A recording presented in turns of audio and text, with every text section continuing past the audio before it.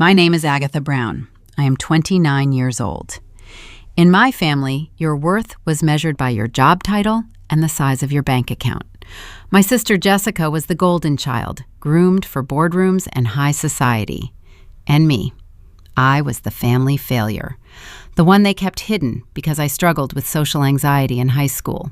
Last Tuesday, my mother hosted a dinner party for 30 of California's elite. She stood on the grand staircase, pointed down at me, and told the entire room I was just the hired help. I was standing right there in a stiff black uniform. But here is what none of them knew. I wasn't just the maid. I was the person who owned the very estate they were standing in, and the secret I held was about to cost my family everything they had. Welcome to Grape Vengeance, where real emotions meet life-changing moments.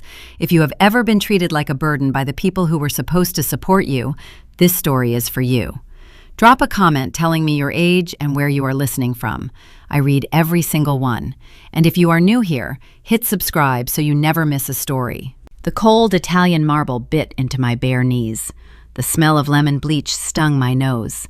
I gripped a bristle brush and scrubbed the foyer floor of my family's California estate.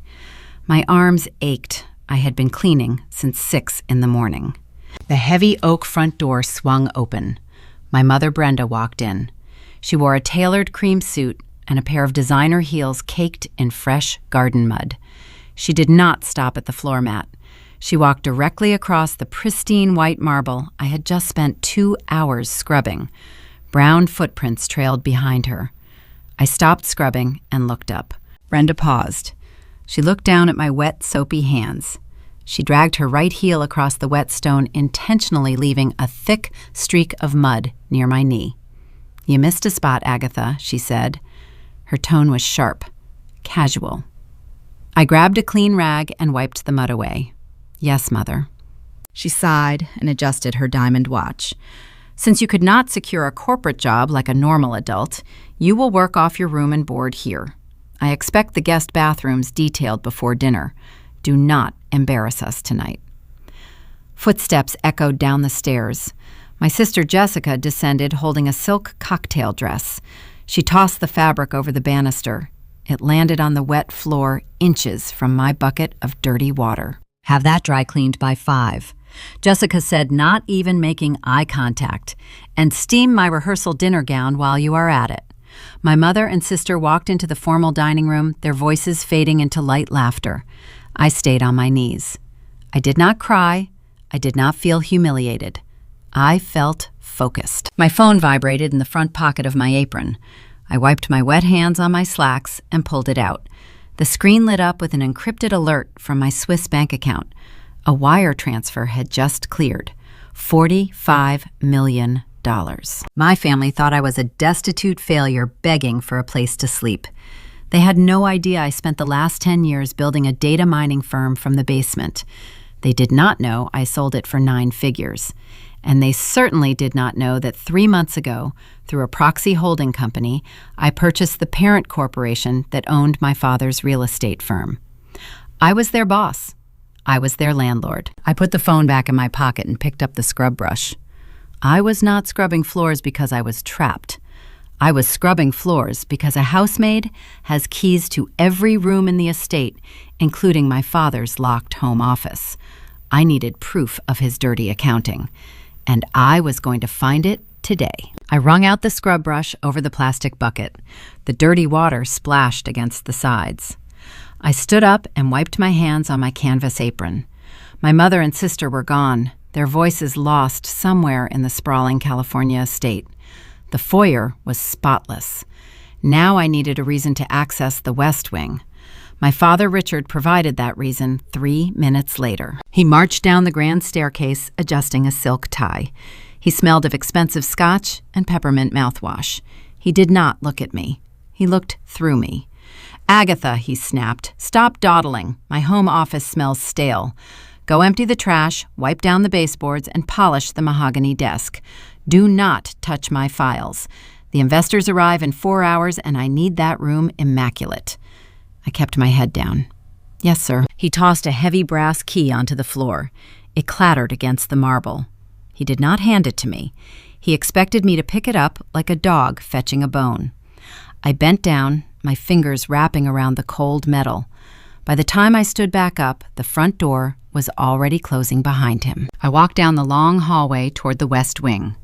The walls were lined with framed photographs. Jessica winning a high school debate tournament. Jessica graduating from university. Jessica posing with her wealthy fiancé on a yacht. There were no pictures of me. Growing up, my parents treated me like a dirty secret. When I was 12 years old, a doctor diagnosed me with severe social anxiety. Large crowds made my chest tight. Forced conversations made my hands shake. Instead of finding me a therapist or offering support, Richard and Brenda chose isolation. They stopped inviting me to family dinners. They stopped introducing me to guests.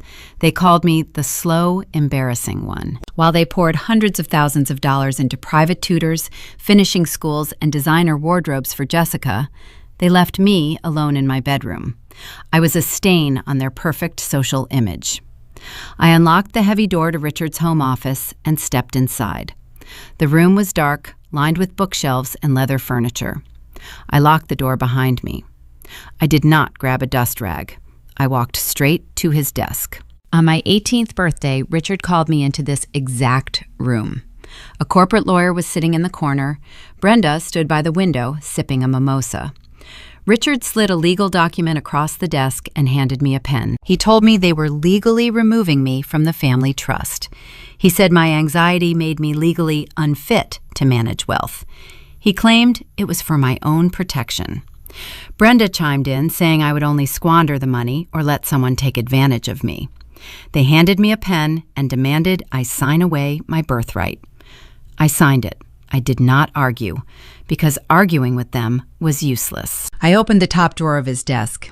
It was full of mundane contracts and blank stationery. I checked the second drawer. Nothing but golf club memberships and expensive fountain pens. They thought I was helpless when I signed that paper. But they were wrong. I had a secret they never bothered to discover. My late grandfather William saw what they were doing to me. He was the original founder of this real estate empire. He saw my parents grooming Jessica for a shallow life of country clubs, and he saw them locking me away. William did not see a slow, embarrassing child. He saw a quiet, focused mind. When I was 15, William brought a cheap, refurbished laptop into the basement. He set it on a folding table and taught me how to type. He told me that computers do not care if you make eye contact. Code does not judge your stutter. Code only cares about logic. For the next 10 years, I lived in that basement. I taught myself advanced programming, data scraping, and market analytics. I built a predictive algorithm that could analyze commercial real estate trends faster than any human broker. I launched a data mining firm under a corporate proxy. I grew the company in total silence. 2 years ago, a massive hedge fund bought my technology. They wrote me a check for 9 figures. I closed the empty desk drawers. Richard was smart enough not to leave the real evidence out in the open. I walked around the desk and pulled back the corner of the Persian rug. There it was, a heavy steel floor safe embedded in the hardwood. I knelt down and spun the mechanical dial. 2 clicks right, 4 clicks left, 1 click right. William gave me this combination on his deathbed. I pulled the heavy steel door open. The safe was packed with velvet jewelry boxes and stack of cash, but I ignored those. I reached for a thick stack of manila folders at the very bottom. I was a multi-millionaire. I could have bought an island and never spoken to Richard or Brenda again. I returned to this house wearing a cheap Maid uniform for one specific reason: William's final will. Before he died, William placed his original founder shares into a blind trust. Those shares carried ultimate voting power over the entire corporation. His will contained a strict humility clause. To inherit the shares, I had to return to the family estate. I had to work as a servant for 6 months. I had to observe the family business from the absolute bottom, enduring their insults without revealing my wealth. If I broke character, I forfeited the empire. William knew that true power requires discipline. He wanted me to see exactly who Richard and Brenda were when they thought no one was looking. Today marked month 5, week 3. I was almost done. I pulled a red leather ledger out of the safe. It was hidden beneath a stack of tax returns. I opened it and scanned the handwritten columns. The numbers jumped off the page. I had spent 10 years analyzing financial data. I did not need a calculator to see the pattern. Richard was cooking the books. The company was bleeding cash. The real estate market had shifted, and his recent commercial developments were failing. But he was hiding the losses. I traced my finger down the outgoing transfer column. Millions of dollars were being siphoned out of a secure holding account and funneled into private offshore LLCs. I recognized the name of the holding account. It was the Employee Pension Fund. My chest tightened. Richard was not just playing shell games with corporate profits. He was stealing the retirement savings of every single person who worked for the company. The secretaries, the janitors, the mid-level managers. He was draining their life savings to maintain his lavish lifestyle. I flipped to the most recent page. A transfer of $200,000 was initiated just yesterday. The memo line read, Jessica, wedding vendor retainer. My sister was drinking champagne and picking out floral arrangements paid for by stolen retirement money. If Richard finalized his upcoming merger, the auditing firm would eventually find the missing money. When they did, Richard would declare bankruptcy, protect his personal assets, and leave hundreds of innocent employees with nothing. I could not just wait out the final week of my grandfather's clause. I had to stop this now. I reached into my apron pocket and pulled out my phone. I opened the camera application and held the phone over the ledger. I needed high-resolution images of every single page. This was the irrefutable proof I required to dismantle him. Snap. I turned the page. Snap. I turned another page. I was so focused on the numbers, so absorbed in the digital shutter sound of my camera, that I failed to notice the subtle shift in the lighting. The heavy oak door of the study clicked shut. A shadow fell across the mahogany desk, blocking the sunlight from the window. The smell of expensive cologne filled the air. I froze the phone, still hovering above the red ledger. A hand slammed down on the desk inches from my fingers. Well, well, well, a male voice sneered. What exactly do you think you are doing, you stupid girl? I slowly turned my head. It was not my father. Standing over me, his face twisted in a cruel, predatory smile, was my sister's fiancé, Todd. Todd stood over me. His shadow covered the red leather book. I kept my phone flat against the open pages, hiding the camera lens with my palm. Todd was 32 years old. He worked in middle management at a shipping firm, but acted like a Wall Street titan. He drove a leased sports car and wore counterfeit designer watches. My parents thought he was a rising star. I knew he was a parasite. He was engaged to my sister Jessica, not because he loved her, but because he loved my father's bank accounts. He wanted to marry into wealth. He wanted a shortcut. He grabbed my wrist. His grip was tight. His fingernails dug into my skin. He yanked my arm upward, forcing me to stand. The phone slipped into my deep canvas apron pocket. Safe. He looked down at the open floor safe. He saw the velvet jewelry boxes. He saw the thick stacks of $100 bills resting on the steel shelf. He did not care about the red accounting book on the desk. He assumed I was a common thief. Looking for a handout, Agatha, he sneered. His breath smelled of stale coffee. Richard cut off your allowance, so you decided to raid his private stash? You really are a pathetic loser. I kept my face perfectly blank. I let my shoulders slump. I needed him to believe his own narrative. Yes, Todd, I whispered. I am sorry. Please do not tell my father. Todd laughed. It was a harsh, ugly sound. He let go of my wrist and shoved my shoulder. I stumbled backward against the heavy oak desk. I could have you arrested right now, he said, pacing back and forth across the Persian rug. The police would love to hear how the jealous, broke sister tried to rob the family's safe. Richard would press charges. He hates you enough already. You would rot in a jail cell. I looked down at the floor. My heart beat in a slow, steady rhythm. I was calculating the variables. If he called the police, my real identity would surface during the background check. The grand reveal at the end of my 6-month timeline would be ruined. My grandfather's shares would be locked in probate. I needed to placate him. I needed to feed his fragile ego. "What do you want, Todd?" I asked. My voice trembled. It was a practice tremble. He smiled. He liked the fear. He walked over to the safe, kicked the heavy steel door shut, and spun the dial. He did not know the combination. He just wanted to feel in control of the room. "You are going to earn my silence," he said, pointing a finger at my chest. "You are going to go outside and wash my car. Hand wash it, inside and out. And if I find a single speck of dirt on the leather seats, I will walk straight into the dining room tonight and tell Richard exactly what you were doing in here." I nodded slowly. "Yes, Todd." "Get moving, Maid," he ordered. I walked out of the home office. My pulse was calm. I had the photos. I had the evidence of the stolen pension funds, saved to a secure cloud server. Todd thought he had asserted dominance. He had actually just given me the perfect opportunity. I walked down the long hallway to the utility closet near the kitchen. I grabbed a plastic bucket, a yellow sponge, and a bottle of automotive soap. I also reached into the false bottom of my cleaning caddy. I pulled out a small black square device. It was a digital audio recorder, no larger than a postage stamp. It was voice-activated and held 48 hours of battery life.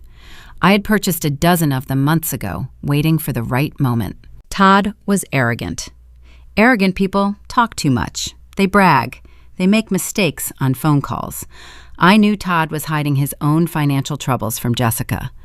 A man who leases a car he cannot afford is a man drowning in debt. I needed to hear his private conversations. I needed leverage. I carried the bucket outside to the circular driveway. The afternoon California sun beat down on the pavement. The heat was suffocating. Todd's black sports car sat in the center of the driveway, baking in the sun like an oven. I turned on the garden hose and filled the bucket. The cold water splashed over my cheap canvas shoes. I started with the exterior. I scrubbed the hood. I cleaned the tires. I washed the windows until my arms burned. I worked slowly and deliberately. 20 minutes later, the front door opened. Todd stepped out onto the porch. He held a tall glass of iced tea. He leaned against the stone pillar and watched me sweat. "Missed a spot on the bumper," he called out. I did not answer. I walked around the car and scrubbed the bumper again. Every insult he hurled at me was a deposit into a bank account he could not afford to pay back. I was collecting his debts one silent moment at a time. I thought about the hundreds of innocent employees who worked for my father. I thought about the janitors and the secretaries whose retirement savings were paying for Jessica's floral arrangements. I scrubbed harder. "Now do the interior," Todd ordered, taking a sip of his drink, "and vacuum the floor mats. Do not ruin the leather." I opened the driver's side door. The inside of the car was stifling. It smelled of cheap leather cleaner and fast food bags.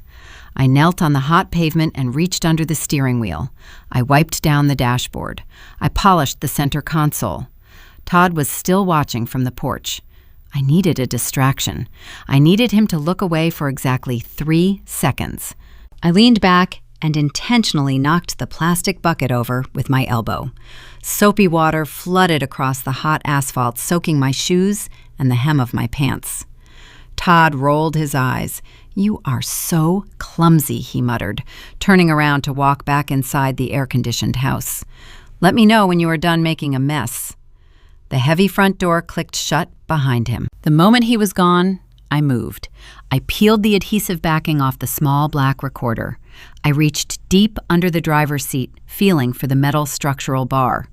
I pressed the device firmly against the cold steel. It clicked into place, invisible unless someone physically removed the seat from the vehicle. I stood up and brushed the wet hair out of my eyes. The trap was set. Todd thought he was punishing the slow, embarrassing sister. He did not realize he had just invited a corporate spy into his sanctuary. I finished drying the car. I packed away the sponges and the hose. My clothes were soaked with sweat and dirty water. My muscles ached. But my mind was sharp. I had a listening device planted in the vehicle of the man who planned to marry into my family. I carried the empty bucket back into the house. The cool air of the foyer hit my damp skin. I was planning my next move. I needed to analyze the offshore accounts listed in Richard's ledger. I needed to trace the stolen pension money. Before I could reach the servant quarters, a sharp voice cut through the hallway. Agatha. I stopped. My mother Brenda stood at the top of the stairs. She was holding a hideous, outdated uniform. It was black cotton with a stiff, white, ruffled apron, the kind of costume you would see in a cheap historical play. It looked 2 sizes too small. "We have 30 high-net-worth investors arriving for dinner in 2 hours," Brenda said. Her eyes traveled down my wet, dirty clothes with clear disgust. "You are going to wear this tonight. You will pour the wine, you will not speak to anyone, and if you drop a single glass, you will sleep in the tool shed." She tossed the uniform over the banister. It fluttered down and landed on the marble floor at my feet. I stared at the black fabric. Brenda was setting a stage. She wanted to showcase her wealth to the investors, and she wanted to use me as a prop to prove her dominance. She was building a house of cards on top of a stolen pension fund. I picked up the uniform. The fabric felt cheap and rough against my fingers. I looked up at my mother. "Yes, Mother," I said. "I will be ready." She turned and walked away. I squeezed the uniform in my hand. The dinner party was supposed to be Richard's big night. He planned to convince those investors that his company was thriving. He planned to sell them a lie. But I had a different plan for tonight. I was going to serve them the truth. The black cotton uniform pinched my ribs. The fabric was stiff and smelled faintly of mothballs. The white ruffled apron tied tight around my waist, emphasizing the outdated, degrading design. Brenda chose this specific outfit to ensure I looked like a relic, a servant from a forgotten era. She wanted no one to mistake me for family. My mother always used clothing to dictate status. When I was a teenager, suffering from anxiety, she forced me to wear dull, oversized sweaters to holiday gatherings, while Jessica paraded around in custom silk dresses. Brenda believed that if you looked invisible, you deserved to be treated that way. I adjusted the tight collar, picked up a silver tray of water glasses, and walked toward the dining room.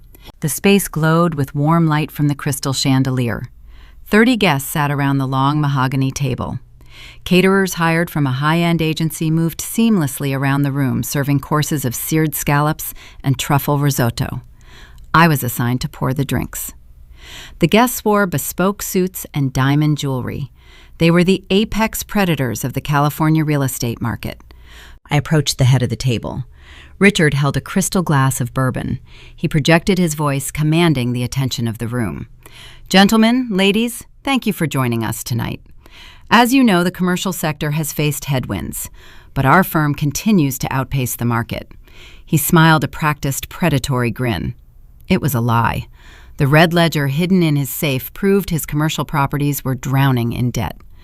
I poured iced water into a guest's glass. I kept my expression neutral. Richard leaned forward, resting his elbows on the table. "I am thrilled to announce that we are in the final stages of a historic merger. A private equity titan, Apex Holdings, is preparing to acquire our firm." A murmur of excitement rippled through the guests. "The valuation is unprecedented. Your initial investments will yield returns you never thought possible." He raised his glass. The irony tasted sweeter than any wine. Apex Holdings was the parent company I purchased 3 months ago using a proxy identity. Richard thought he was selling his failing business to a faceless corporate giant. He did not know he was handing his empire directly to the daughter he forced to scrub his floors. A man sitting near the center of the table raised his hand. "Richard, before we finalize our continued backing, my board needs reassurance regarding internal liabilities. We heard rumors about the employee pension fund taking a hit during the last quarter." Richard did not blink. His face remained a mask of calm confidence. "Those rumors are unfounded. Our pension fund is robust. It is fully funded and locked in secure, low-risk bonds. We treat our employees like family. Their futures are protected." My fingers tightened around the silver tray. He was stealing their futures to pay for the expensive scallops sitting on his plate. I returned to the kitchen and grabbed a bottle of vintage Cabernet. The cost of that single bottle could have paid a month of groceries for one of his receptionists. I walked back into the dining room. Jessica sat near the middle of the table. She wore a stunning emerald gown. Todd sat beside her, laughing loudly at a joke someone made. I moved behind Jessica to refill the wine glass of the man sitting to her left.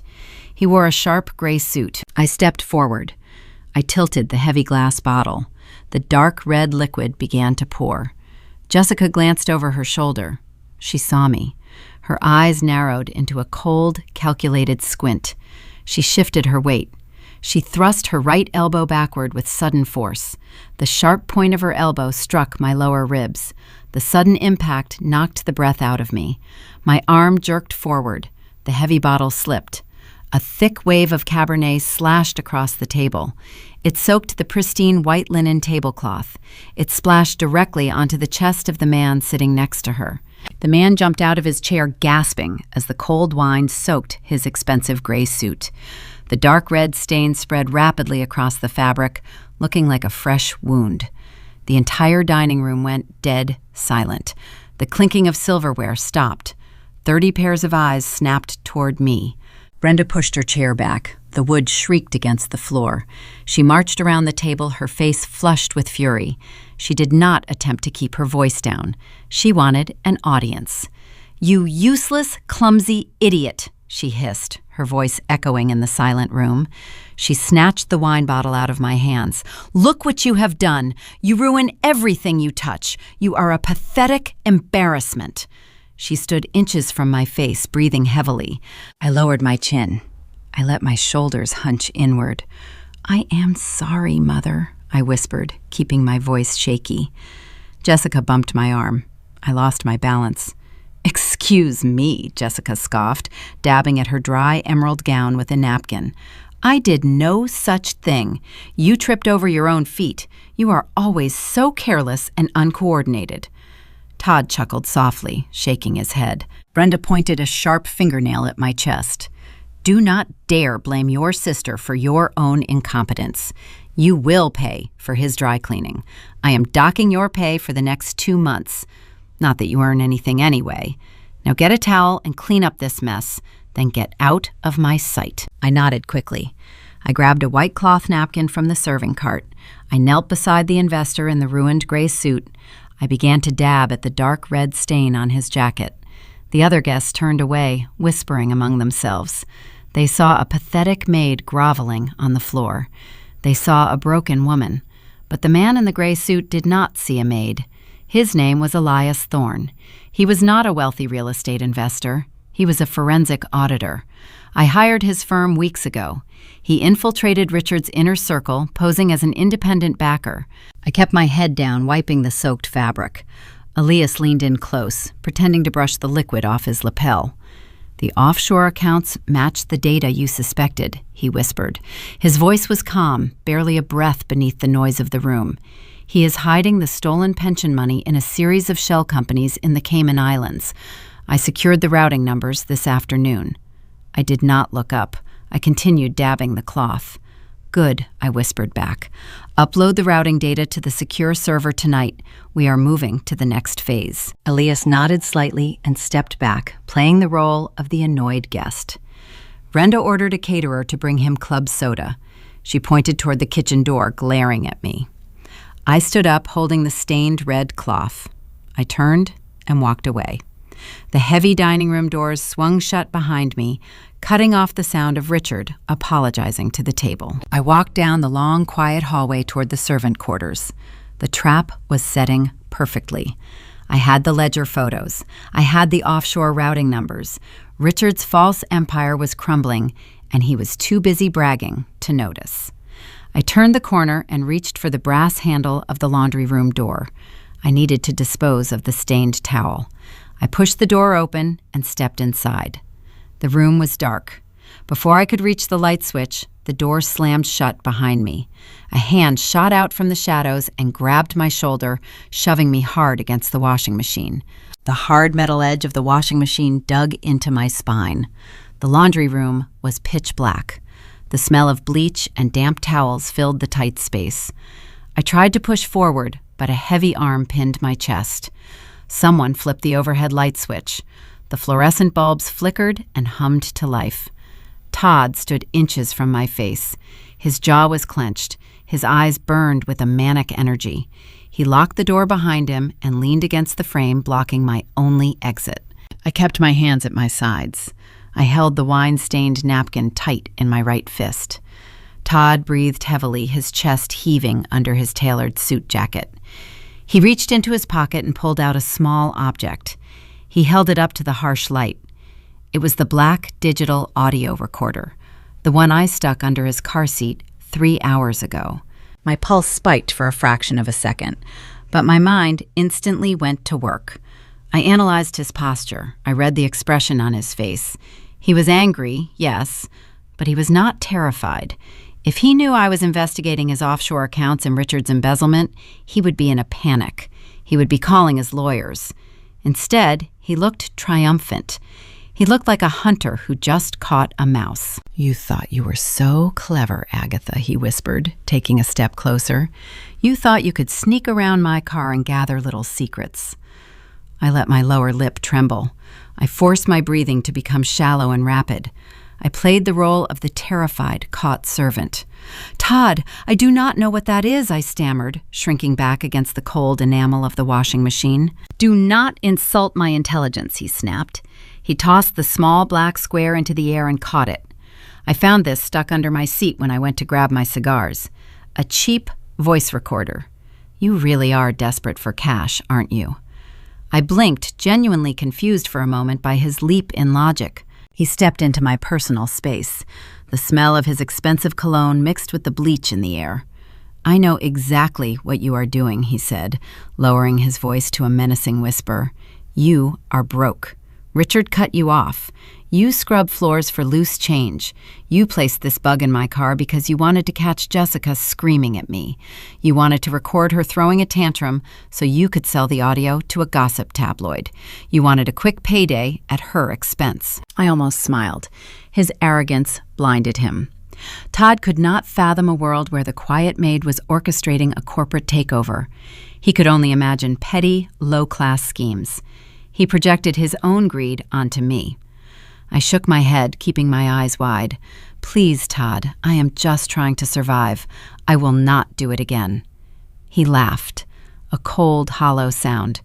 "Oh, I know you will not do it again, because you are going to give me something much more valuable than a tabloid payday." Todd reached into his other jacket pocket. He pulled out a piece of jewelry. The diamonds caught the harsh fluorescent light, throwing sharp reflections against the laundry room walls. It was Brenda's prized tennis necklace, a vintage piece worth over $80,000. My mother wore that necklace to every major social event. She kept it in a biometric safe in the master bedroom. Todd must have slipped in and taken it while the guests were eating dessert. "Beautiful, isn't it?" Todd said, dangling the diamonds inches from my face. Brenda took it off because the clasp was scratching her neck. She left it on her vanity. If this gorgeous piece of jewelry suddenly went missing, she would be devastated. And if the police searched the servant quarters and found it stuffed inside your mattress, you would be going to state prison for grand theft. He was threatening me. He was fabricating a felony to cage me. Todd slipped the necklace back into his pocket. He then pulled out a folded piece of thick legal paper and a silver pen. He smoothed the paper out on top of the dryer. "When Richard kicked you out of the main trust, he left you with 5% token shares," Todd said, tapping the paper with the pen. "Just a symbolic gesture to keep the lawyers happy. Those shares are worthless to you. You have no voting power. You get no dividends. But they are a loose end for me. When I marry Jessica and take my rightful place as vice president, I want 0 loose ends. I want your name entirely erased from the family portfolio." I stared at the paper. My grandfather William left me those token shares as a final tether. They were the legal anchor that proved my bloodline. Todd wanted to sever that anchor so he could claim full control of Jessica's inheritance without any future legal contests from the estranged sister. "Sign the waiver," Agatha Todd demanded, shoving the silver pen into my hand. "Sign away the 5%. Renounce your claim to the Brown family name. If you do, I will put the necklace back and I will throw this voice recorder in the trash. If you refuse, I walk out that door, I call the police, and I tell them the broke maid decided to rob her own mother. He was committing felony extortion. He was putting a loaded rope in my hand, and he thought he was the one tying the knot. I let out a ragged gasp. I forced tears to pool in the corners of my eyes. I made my hand shake visibly as I held the pen. Todd, please. Those shares are the only thing I have left of grandfather. Do not make me do this. Todd slammed his fist against the dryer. Do it now. I slumped my shoulders, a picture of absolute defeat. I leaned over the dryer. The paper was a standard renunciation of rights document.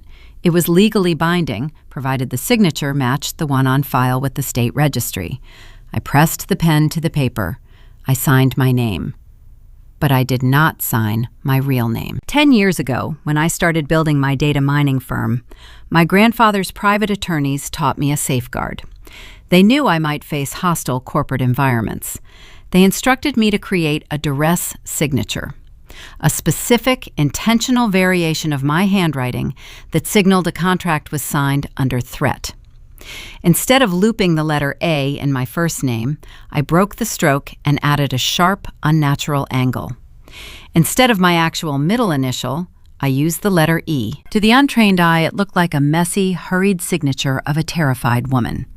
To any judge in the state of California, it was a legally invalid scribble that proved coercion. I handed the pen back to Todd. A single tear rolled down my cheek. I wiped it away, playing the broken victim until the very end. Todd snatched the paper. He inspected the signature. A smug, victorious grin spread across his face. He folded the document and slid it into his breast pocket. He looked at me with pure disgust. You really are pathetic, he sneered. You fold the second someone pushes you. You have no spine. That is why Jessica will inherit the earth, and you will spend the rest of your life washing floors. Do not ever cross me again, Maid. He turned around, unlocked the laundry room door, and stepped out into the hallway. The door clicked shut behind him. I stood alone in the dark room. The harsh fluorescent light buzzed overhead. I did not move for 5 seconds. I waited until his footsteps faded down the corridor. Then I straightened my spine. I rolled my shoulders back. The trembling in my hands vanished instantly. The tears dried. My breathing slowed to a calm, steady rhythm. Todd thought he had won. He thought he outsmarted me. He did not realize he had just handed me physical, documented evidence of extortion. When the authorities analyzed that paper, they would see the threat. When they investigated the stolen necklace, they would find Todd's fingerprints all over the biometric safe. He was digging his own grave, and he was proud of the shovel. I reached into my apron pocket. The wine-stained napkin was still there. I threw it into the trash can. I checked my wristwatch. It was approaching midnight. The dinner party would be winding down. The guests would be drinking their final glasses of port wine and waiting for their drivers. Richard and Brenda would be celebrating their fake success. Todd would be gloating over his stolen signature. My work here tonight was done. But the real work was just beginning. The acquisition of my father's company was scheduled to finalize at exactly 12 o'clock. I needed to leave the estate. I needed to meet the one person who knew my true identity. The trap was fully constructed. It was time to lock the cage. I slipped out of the laundry room and headed for the servants' stairs. The final countdown had started. The grandfather clock in the main hallway chimed twice. 2 a.m. I slipped out through the kitchen service door. The cool California night air hit my face. My cheap canvas shoes made no sound on the driveway pavement. I walked past Todd's black sports car, knowing my hidden audio device was recording every movement inside. I hiked down the long, winding driveway toward the main road. An inconspicuous gray sedan waited by the front gate. I opened the passenger door and slid inside. The driver did not ask questions. He drove me straight to a 24-hour diner on the edge of town. The diner smelled of stale coffee and fried potatoes. Neon lights flickered above the cash register. It was a place for truck drivers and insomniacs. It was the last place my family would ever go. I slid into a vinyl booth at the very back. Harrison sat across from me. He wore a crisp navy suit looking entirely out of place in the greasy diner. Harrison was the lead attorney for my proxy holding company. He was brilliant, ruthless, and the only person alive who knew the full extent of my wealth. When I sold my data mining firm 2 years ago, I needed a legal shield. I needed someone to manage my assets while I stayed in the shadows. Harrison built that shield. He structured Apex Holdings to be impenetrable. He knew my parents had discarded me, and he spent the last 24 months helping me buy their debt piece by piece. Harrison pushed a thick manila envelope across the sticky table. He did not smile. "The wire transfer cleared 3 hours ago," he said, his voice low. "The holding accounts are secured. The board members signed the final resolutions. As of midnight tonight, Apex Holdings officially owns Richard Brown Real Estate Incorporated." I opened the envelope. I pulled out the crisp legal documents. There it was, my signature, the legal transfer of power. My father spent 30 years building an image of untouchable success. I dismantled it in 3 months. I owned the firm. I owned the commercial properties. I owned the stolen pension funds. Because Richard used the family estate as collateral to cover his failing developments, I legally owned the house where I scrubbed floors. "Congratulations, Boss," Harrison said, sipping his black coffee. "You have the keys to the kingdom. Now let me call the corporate security team. We can have Richard and Brenda escorted out of the building tomorrow morning at 9 o'clock sharp. We freeze their accounts, lock their access badges, and end this nightmare." I slid the papers back into the envelope. "No," Harrison frowned. He set his ceramic mug down. "Agatha, the deal is done. You have the evidence of the embezzlement. You have Todd's extortion attempt. You do not need to play the maid anymore. Walk into that office tomorrow in a designer suit and fire them." I shook my head. I looked out the diner window at the empty street. If I fire them privately tomorrow morning, they win. Harrison leaned forward, confused. How do they win? They lose the company. "You do not understand narcissists," I explained, keeping my voice steady. "If I fire them quietly, Richard will spin a story. He will tell his country club friends that a hostile corporate raider stole his life's work. Brenda will play the tragic victim. They will solicit sympathy. They will convince another group of investors to fund a new venture. They will start over, and they will scam innocent people again. Private firings give them a place to hide. I am not going to give them a shadow to crawl into." Harrison rubbed his temples. "Agatha, the corporate gala is this Saturday. It is the biggest social event of the year. 350 of the wealthiest people in the state will be there." "I know," I replied. Harrison pulled a small digital tablet from his briefcase. He slid it across the table. "Our intelligence team intercepted an email from your father to his public relations director. Richard is planning to use the gala to announce the Apex Holdings acquisition." I looked at the screen. The drafted speech was filled with arrogance. Richard planned to stand on stage and tell his peers that he negotiated a brilliant merger. He was going to claim that Apex Holdings begged him to stay on as chief executive officer. He wanted to take credit for the sale and use the momentum to cover up the missing pension money. He believed he had outsmarted the market. "He is building his own guillotine," I said, handing the tablet back. Harrison let out a heavy sigh. "If you let him take that stage, the press will be watching. The state's senators will be watching. If this blows up in public, the collateral damage to the company reputation could be severe." I leaned across the table. I locked eyes with my attorney. "The company reputation is already poisoned. He stole the retirement savings of his own employees to buy floral arrangements for Jessica. I am going to restore every single penny of that pension fund using the liquidation of his personal assets. But to do that, I need to break his narrative in front of the very people he is trying to impress." I took a sip of the diner water. It tasted like chlorine, but I did not care. I thought about the heavy scrub brush tearing up my hands. I thought about the outdated black uniform pinching my ribs. I thought about Jessica pouring wine on an undercover auditor and Brenda docking my non-existent pay. "Saturday night," I said. "We drop the hammer at the gala." Harrison stared at me for a long moment. He saw the cold calculation in my eyes. He nodded slowly.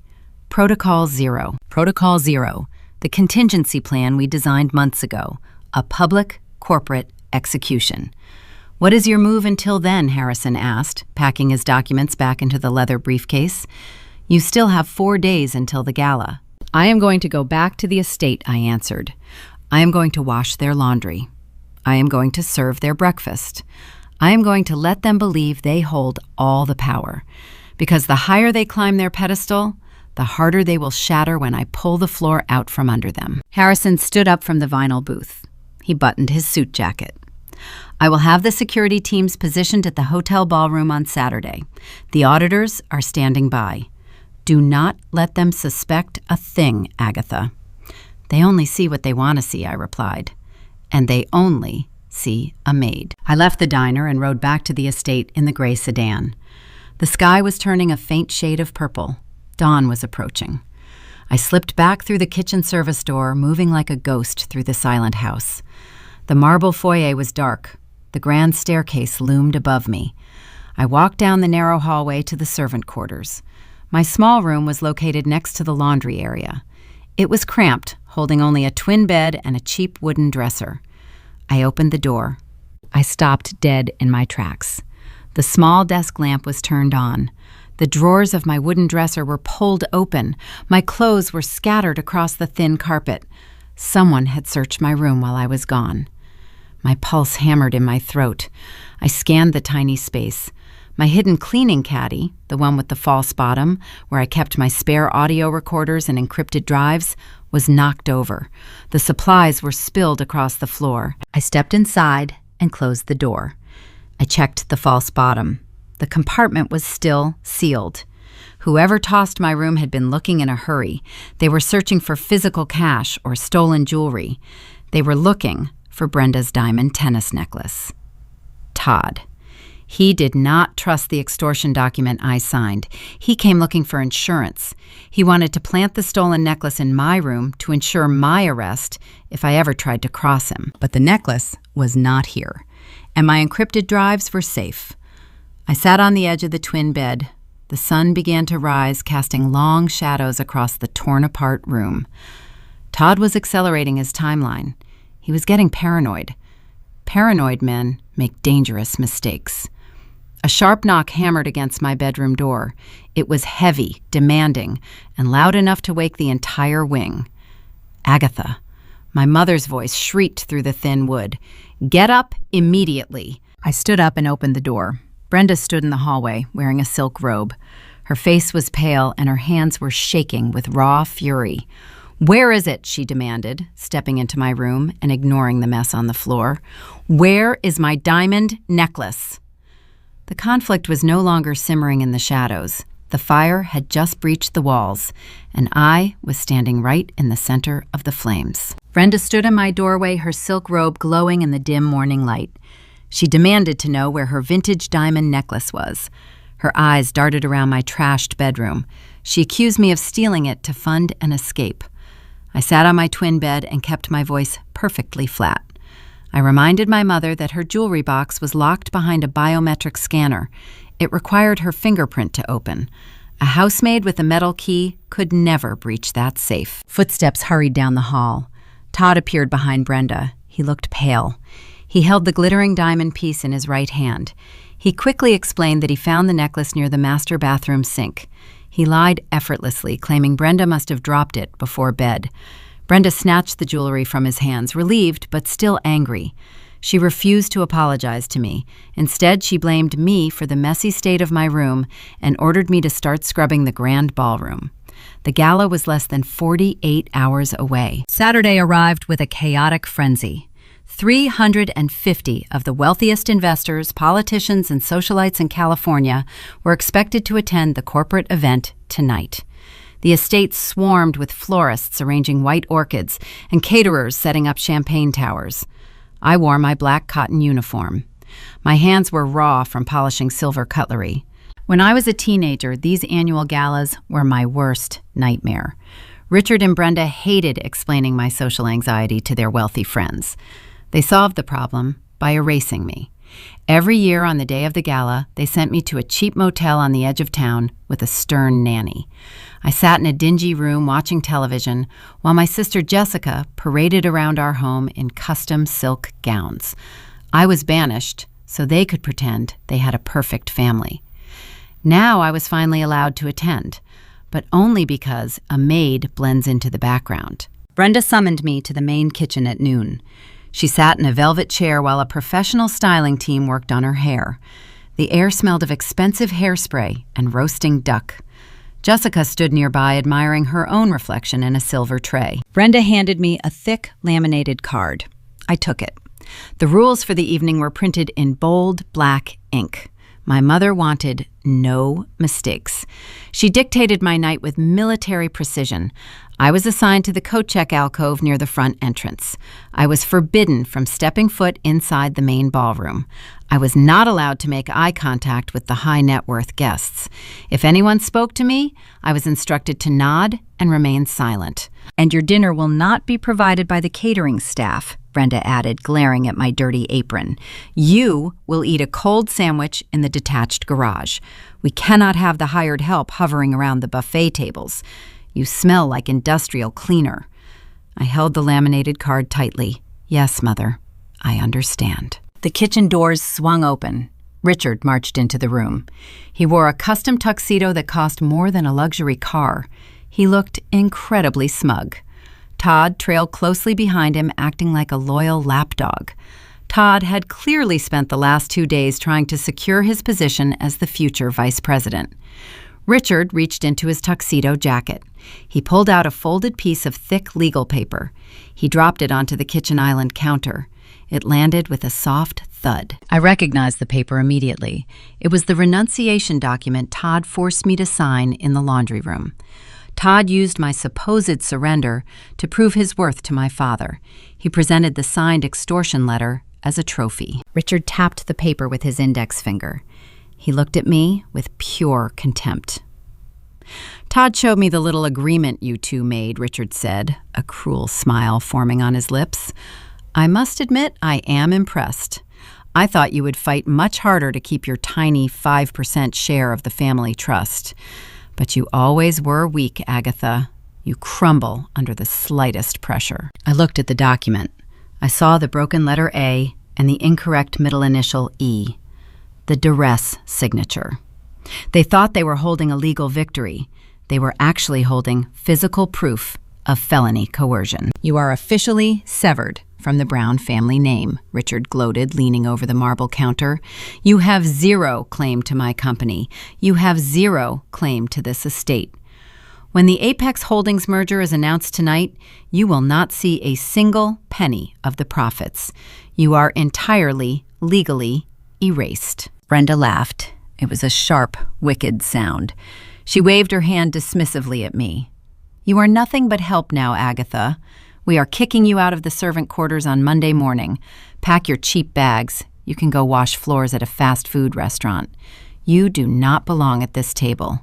You never did." Jessica sneered, tossing her hair over her shoulder. "Make sure you do not mess up the coat check tags tonight, loser. I do not want my friends losing their fur wraps because you cannot read numbers properly." Todd crossed his arms, looking incredibly proud of himself. He thought he had outsmarted a multimillionaire. He thought he won the game. I stood in the center of the lavish kitchen. 4 people took turns tearing me down, trying to strip away every ounce of my dignity. They wanted me to cry. They wanted me to beg for a place to stay.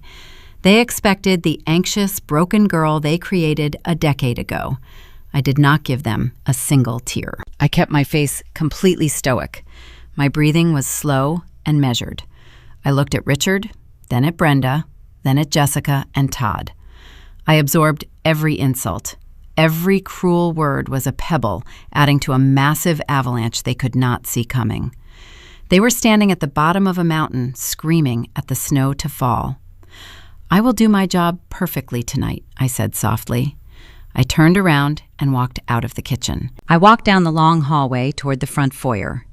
The event staff rushed past me, carrying boxes of expensive wine and crystal flutes. The house was alive with anticipation. Richard was preparing to step onto a stage and tell the world he was a genius. He was ready to announce a fake deal to cover his stolen pension funds. I stepped into the small coat check alcove. It was hidden behind a dark velvet curtain near the grand entrance.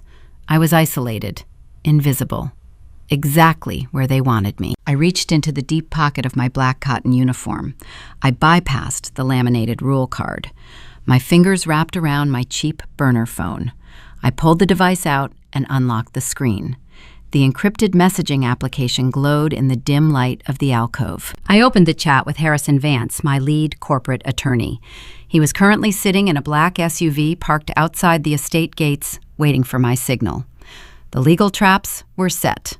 The forensic auditors were inside the guest list. The final acquisition documents proving my total ownership of the company were printed and bound in a leather briefcase. I typed 3 words: Initiate Protocol 0. I hit send. The screen flashed, confirming the message was delivered. I slid the phone back into my pocket. I picked up the stack of numbered brass coat tags. The first luxury sedans were turning into the long driveway. The guests were arriving. The execution was about to begin. The brass front doors of the estate swung open. A rush of warm evening air mixed with the scent of expensive perfumes and imported cigars.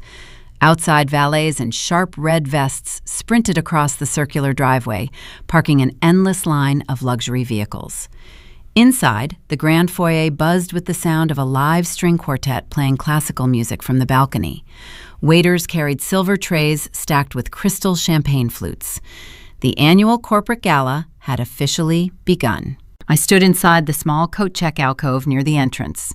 The dark velvet curtains shielded my body from the bright lights, but I could see every guest who walked through the door. I wore the stiff black uniform and the ruffled white apron. I held a stack of numbered brass tags in my left hand. My face was a blank canvas. My Aunt Patricia was the first relative to approach my counter. She wore a heavy mink wrap despite the mild California weather.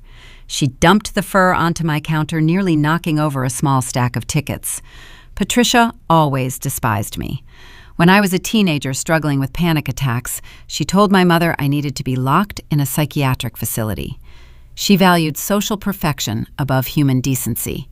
Well, Agatha, Patricia said, adjusting a diamond brooch on her lapel, I suppose you finally found a career that suits your limited intellect. Try not to lose my coat. It is worth more than you will earn in a decade. I took the heavy mink. I placed it on a wooden hanger and handed her a brass tag. Enjoy your evening, Aunt Patricia, I replied. My voice held zero emotion. She sneered, snatched the tag, and walked toward the ballroom. My Uncle Marcus followed seconds later. He handed me a tailored wool overcoat. He looked me up and down, shaking his head in mock pity. Richard told us you lost your token shares in the family trust this morning, Marcus muttered. A shame you threw away your only lifeline. Now you are just a servant. Do not expect any handouts from us when they evict you on Monday. I gave him a tag. Thank you for your concern, Uncle Marcus. I watched him walk away. My relatives were eager participants in my lifelong degradation.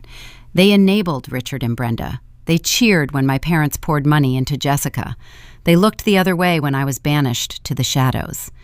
Today, their silence and complicity would earn them a front-row seat to the destruction of their false idol. A flash of emerald green caught my eye. Jessica strutted into the foyer. She wore a designer gown that cost $15,000. The silk fabric dragged across the marble floor. Todd walked proudly beside her, wearing a custom tuxedo. He puffed his chest out, introducing himself to passing investors as the incoming vice president of the firm.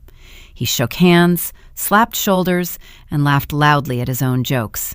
Jessica spotted me behind the coat check counter. She grabbed Todd by the arm and pulled him over. She wanted to show off her power. Agatha, Jessica commanded, snapping her fingers. Go to the kitchen and fetch me a glass of sparkling water with a lime twist. I am parched. I kept my hands resting on the wooden counter. I am assigned to the coat check, Jessica. Brenda forbade me from leaving this station. Jessica narrowed her eyes.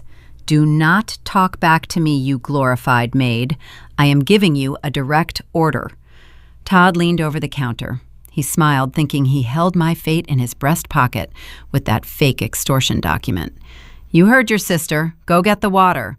Or maybe I should tell Richard you are refusing to do your job. I stared directly into Todd's eyes. The audio recorder I planted under his car seat earlier today was currently transmitting his private conversations to my secure servers. I knew he spent 30 minutes on the phone with a debt collector while driving to the estate. He was broke. He was terrified. He was projecting his fear onto me. I will remain at my post, I said softly. If you are thirsty, there are 12 waiters circulating the foyer. Jessica opened her mouth to scream, but a loud commotion near the ballroom entrance interrupted her. Brenda stomped into the hallway. Her face was flushed bright red. She marched toward a man wearing a crisp black suit and a discreet earpiece. He was the head catering manager. Brenda pointed a shaking finger at his chest. I told your staff to begin serving the caviar appetizers 20 minutes ago, Brenda shouted, drawing the attention of several wealthy guests. Why are the trays still sitting in the kitchen? The catering manager did not flinch. He clasped his hands behind his back. I apologize, ma'am, he said, his voice calm and professional. But our schedule indicates the caviar service begins after the keynote speech. Change the schedule, Brenda demanded. I am the host of this party.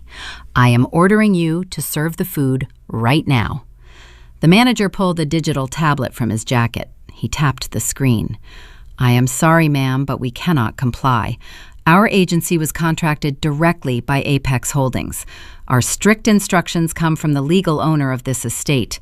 We do not take orders from guests. Brenda gasped. Her mouth dropped open. Guests, she shrieked. I am not a guest. I am the owner of this house. My husband is the CEO of this company. The catering manager offered a polite, icy smile. My records indicate a transition of ownership occurred at midnight. I must defer to the head of the household. If the true owner asks me to serve the caviar, I will gladly do so. Until then, we stick to the Apex Holdings approved timeline. Brenda looked around the foyer. Wealthy investors were whispering. Her authority was being challenged in her own home in front of the exact people she wanted to impress. She spun around and stormed off to find Richard. I watched the exchange from the shadows. The catering company was an elite firm I hired through Harrison Vance. They knew who paid their invoice. They knew Richard and Brenda were merely squatters living on borrowed time.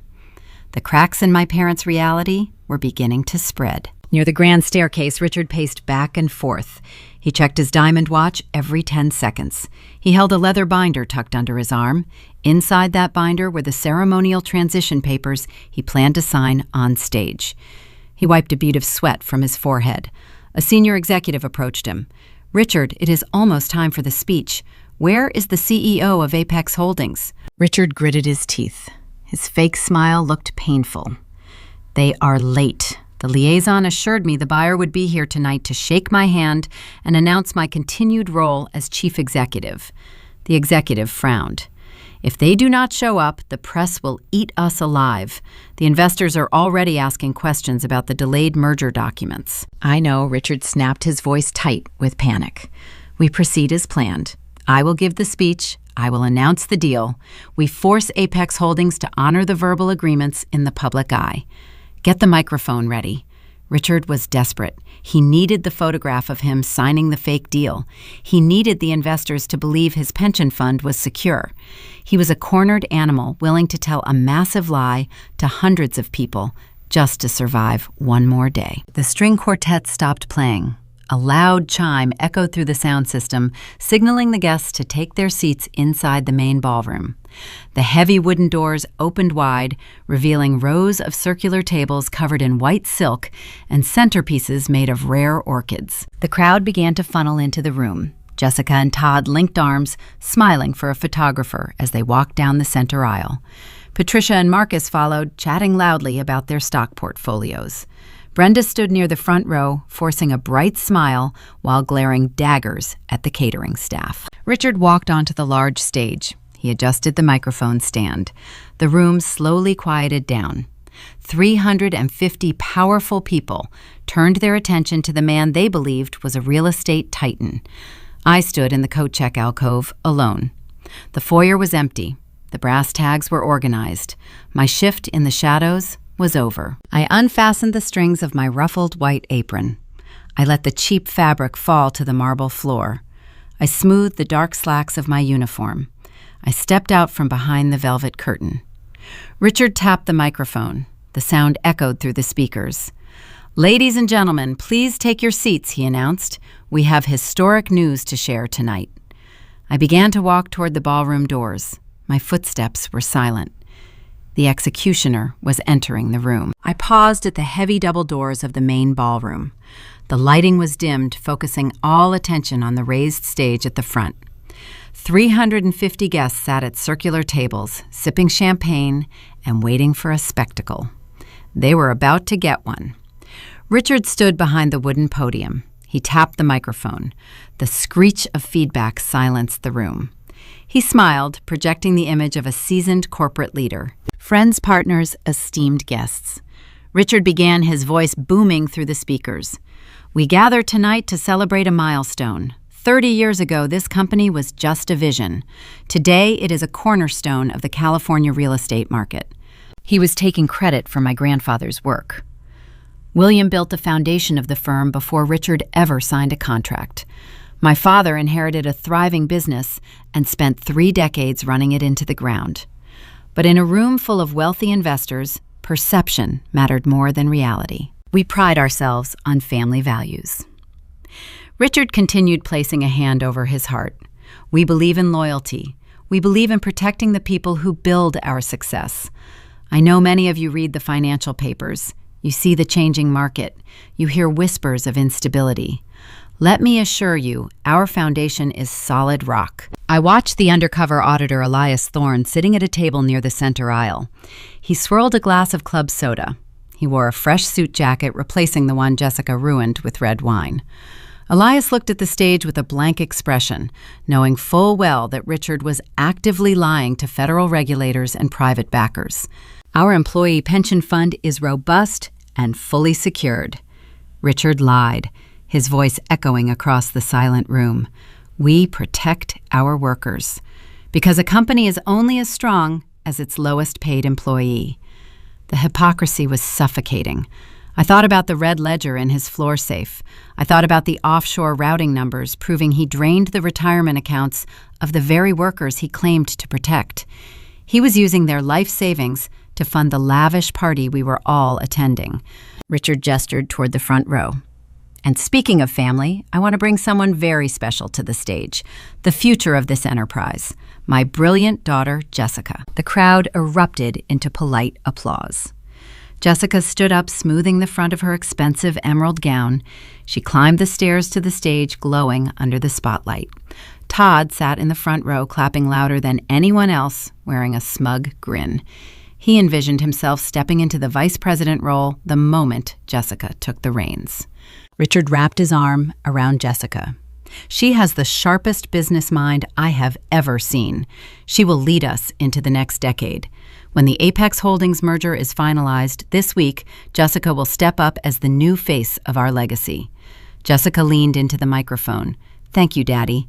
I promise to make you proud." It was a masterclass in delusion. Jessica had never read a financial report in her life. She spent her days browsing designer catalogs and attending charity luncheons. But the investors clapped anyway. They bought the illusion. Then Brenda stood up from her front row seat. She wore a tailored crimson dress that matched her sharp, vindictive personality. She climbed the stairs and took the microphone from Richard. The catering manager had humiliated her in the foyer minutes ago. The hired help had refused her orders. Brenda felt her power slipping, and she needed to reclaim it the only way she knew how, by stepping on my neck. "Thank you all for coming," Brenda said, her voice dripping with fake sweetness. "Richard and Jessica represent the best of us. They represent excellence. But as a mother, I must confess that not every child is born for greatness." She paused, letting the silence stretch. She scanned the dark edges of the room until her eyes found me, standing at the back entrance. I had removed my ruffled white apron. I stood in the plain black uniform slacks and shirt. Brenda pointed a manicured finger straight at me. The spotlight operator, sensing a dramatic moment, swung a harsh, white beam of light toward the back of the room. The light hit my face, blinding me for a fraction of a second. 350 heads turned to look at the doorway. "I want to give a special thanks to our hired help tonight," Brenda announced through the speakers. "Standing in the back is my estranged daughter, Agatha. We tried our best with her. We bought her the finest tutors. We offered her the world. But she lacked the drive. She lacked the intellect." A low murmur rippled through the seated guests. My Aunt Patricia and Uncle Marcus sat near the front, nodding in agreement. Todd smirked, leaning back in his chair. Agatha chose a different path. Brenda continued twisting the knife. She lost her shares in the family trust this morning because she simply could not handle the pressure of our world. Now she works off her room and board by scrubbing our floors and taking your coats. Brenda leaned closer to the microphone. Her final words were designed to break my spirit in front of the entire state. Let her serve as a reminder to all of us. Not everyone is cut out for greatness. Some people are just meant to serve. The crowd laughed. It was not a loud, boisterous laugh. It was a sickening, patronizing chuckle. It was the sound of wealthy people feeling superior. They looked at me with pity and disgust. They saw a broken, slow woman who failed her brilliant family. 10 years ago, that laugh would have destroyed me. When I was 19, Brenda did something similar at a country club luncheon. She told her friends I was too anxious to attend college, laughing at my trembling hands. I ran to the bathroom and cried until I hyperventilated.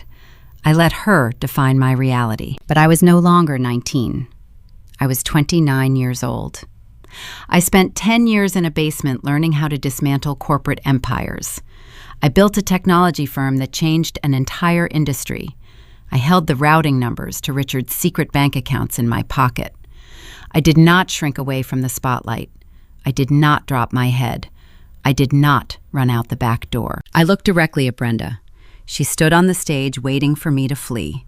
She wanted the satisfaction of watching the failure retreat into the shadows. I took a step forward. My cheap canvas shoe hit the carpet of the center aisle. I took another step. The patronizing laughter slowly died down. The guests nearest the back row turned around in their chairs, confused. The maid was supposed to stay by the coat check. The maid was supposed to look down in shame. I kept walking. The center aisle was long, stretching past dozens of circular tables. I kept my posture straight. My face remained a mask of calm, cold focus. Brenda frowned. She lowered the microphone from her mouth. "Agatha, go back to your station," she hissed, though her voice carried across the front rows. I ignored her. I walked past the table where Elias Thorne sat. The undercover auditor gave me a subtle nod. I walked past Aunt Patricia, who glared at my cheap black uniform as if I were tracking mud onto her pristine carpet. "What is she doing?" Jessica whispered loudly to Richard. "Tell security to grab her." Richard gripped the edges of the wooden podium. His knuckles turned white. He tried to maintain his polished smile, but a flicker of genuine confusion crossed his eyes. He leaned into the microphone. "Agatha, this is highly inappropriate," Richard warned, trying to sound like a stern but loving father. "We are in the middle of a corporate presentation. Please return to the foyer before you embarrass yourself further." I did not stop. I marched down the center aisle, closing the distance to the stage. The tension in the room spiked. 350 wealthy investors stared at me in absolute silence. They could feel the shift in the air. This was no longer a display of a mother disciplining a wayward child. This was a direct challenge. Todd jumped up from his front row seat. He stepped into the aisle, blocking my path. He puffed out his chest, trying to act like the tough enforcer protecting his future inheritance. "You heard your father," Todd sneered, pointing a finger at my face. "Turn around and walk away, Maid. You signed the paperwork this morning. You have no right to be in this room." I stopped inches from Todd. I looked up at his arrogant face. He thought the fake extortion document gave him power over me. He thought he owned my future. I did not raise my voice. I did not need to. I spoke clearly enough for the front tables to hear. "Move out of my way, Todd, or I will play the audio recording of you trying to blackmail me in the laundry room for the entire room to hear." Todd froze. All the color drained from his face in a single second. His mouth opened, but no sound came out. He realized the black square he found in his car was not a tool for a gossip magazine. It was a trap, and he walked right into it. I bypassed him, leaving him paralyzed in the aisle. I stopped at the foot of the stage stairs. I looked up at Richard, Brenda, and Jessica. They stared down at me, united in their cruelty, waiting for me to break. They had no idea that the real owner of the house had just arrived. I placed my foot on the bottom step of the stage. The wood creaked softly under my canvas shoe. Richard glared down at me. His polished corporate mask was slipping. The veins in his neck bulged against his tight tuxedo collar. He covered the microphone with his hand. "Agatha," he hissed, his voice tight with rage, "I will not ask you again. Get out of this room right now, or I will have the estate security drag you out by your hair. You are ruining my presentation." I kept my eyes locked on his. I did not move. I did not flinch. "You cannot have me dragged out of anywhere, Richard," I replied evenly. Brenda stepped forward, her face twisted with disgust. She grabbed the edge of the wooden podium. "How dare you speak to your father that way," she snapped. "You are a disgrace. You are a sick, jealous girl trying to ruin your sister's big night because you have nothing of your own. Security! Someone get security in here." A heavy silence fell over the front rows. The wealthy guests shifted in their padded chairs. They were witnessing a family meltdown. They expected a team of men in black suits to rush the aisle and pull the crazy maid out the back door. Instead, a sound like a thunderclap echoed through the grand ballroom. The massive mahogany double doors at the rear of the room slammed open. The heavy wood crashed against the drywall. 350 heads snapped toward the back entrance. The string quartet in the corner immediately stopped playing. The sudden quiet was deafening. A man walked through the doorway.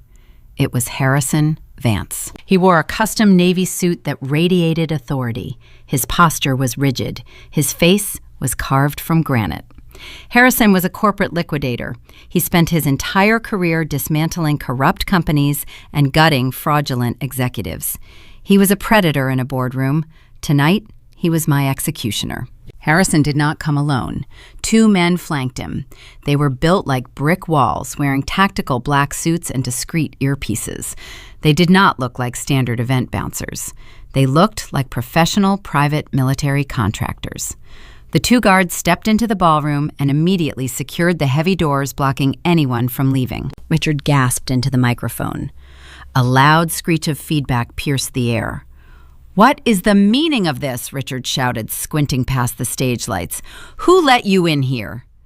Brenda shaded her eyes. She saw the expensive suit. She saw the briefcase in his hand. Her mind instantly jumped to the worst possible conclusion based on her own arrogance. She assumed Harrison was a powerful investor. She assumed I had spilled a drink on him or offended him in the foyer. She snatched the microphone from Richard. "Sir, I am so incredibly sorry," Brenda announced, her voice dripping with fake panic and apologies. "Please do not be alarmed. We are handling this disruption." She pointed a sharp finger directly at my back. "She is just the maid. She does not belong at this table. She is mentally unwell, and we are having her removed immediately. Please accept our deepest apologies for her behavior." Harrison did not react to her shrill voice. He began his walk down the center aisle. His leather shoes clicked against the hardwood floor in a slow, deliberate rhythm. The 2 armed guards followed a few paces behind him. The guests pulled their chairs closer to the tables, clearing a wide path. The air in the room grew heavy. You could feel the power shifting. I turned my head slightly and watched him approach. We had planned this moment for 2 years. When I first hired Harrison, he warned me that taking down my family would be ugly. He told me that narcissists do not surrender. They must be publicly dismantled. I agreed. We spent 24 months tracking every stolen dollar, buying every outstanding debt, and securing every voting share. Tonight was the culmination of thousands of hours of secret labor. Harrison passed Elias Thorne. The undercover auditor gave Harrison a brief professional nod. Harrison passed Todd. My sister's fiancé was still standing near the aisle, frozen in fear after my threat. Todd took one look at the two massive security guards and shrank back into his seat, burying his face in his hands. Richard realized his own estate security was doing nothing. He waved his hand frantically at the head bouncer standing near the stage. "Stop that man," Richard ordered. "Remove him from my property." The head bouncer stepped forward, reaching for Harrison's shoulder. One of the tactical guards moved faster than lightning. He intercepted the bouncer, grabbed his wrist, and twisted it downward. The guard flashed a metal badge and a heavy stack of legal papers. The estate bouncer went pale, released his grip, and backed away with his hands raised. He abandoned his post entirely. Richard stumbled backward, bumping into Jessica. Jessica gripped her emerald gown, her eyes wide with genuine panic. "Daddy, do something," she whimpered. Harrison reached the front of the room. He stopped right beside me. He did not look down at me. He stood shoulder to shoulder with the woman wearing a cheap canvas apron. He set his thick leather briefcase onto the closest empty table. The brass locks clicked loudly in the silent room. "Who are you?" Richard demanded, his voice cracking. He gripped the microphone stand as if it were a life raft. "How dare you assault my staff? I will have you arrested. I am the chief executive officer of this corporation." Harrison looked up at the stage. He offered a cold, predatory smile. He reached into his jacket pocket and pulled out his business card. He tossed it onto the stage. It fluttered through the air and landed near Richard's polished shoes. "My name is Harrison Vance," he said. His voice was deep and resonant. It carried across the entire room without the need for a microphone. "I am the lead legal counsel and acting proxy for Apex Holdings."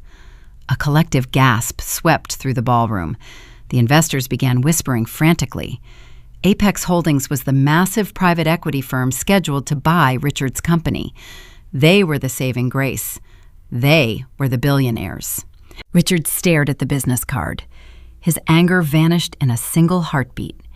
It was instantly replaced by a sickening, desperate relief. He thought his savior had finally arrived. He thought the deal was about to be signed.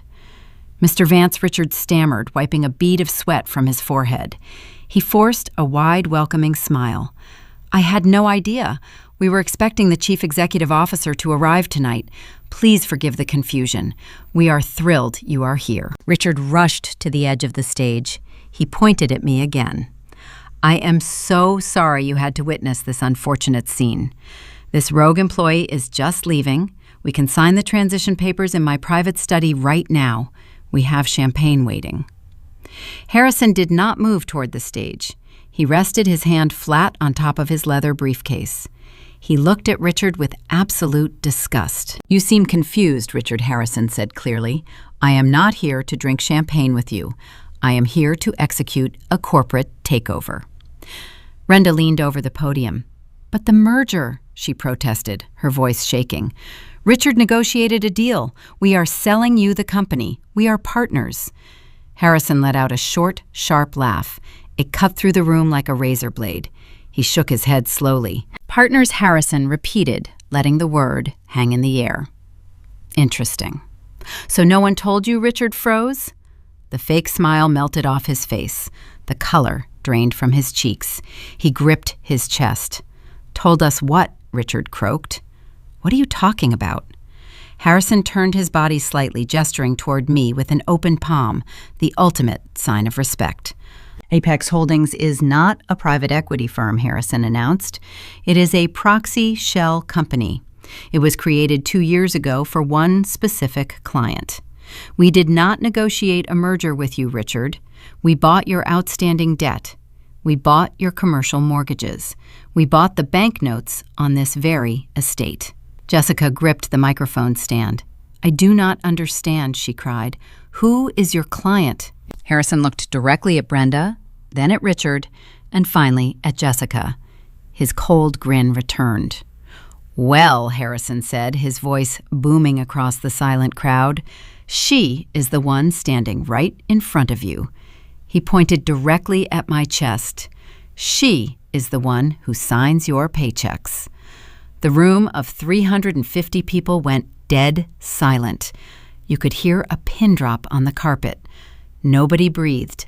Nobody moved. Richard stared down at me. His mouth opened and closed like a fish suffocating on dry land.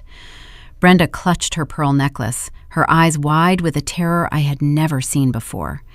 Jessica shook her head rapidly, refusing to accept the words. I took a step up the stairs. I did not look like a scared teenager anymore. I looked like the owner of the empire, and my briefcase was about to open. The silence hung in the ballroom like a heavy fog. No one took a single breath. My father stared down at me from the stage. His polished corporate mask shattered into a million pieces. He looked at Harrison Vance, then back at me, searching for a punchline to a terrible joke. "That is absurd," Richard finally choked out. His voice was thin and reedy. He forced a strained, unnatural laugh.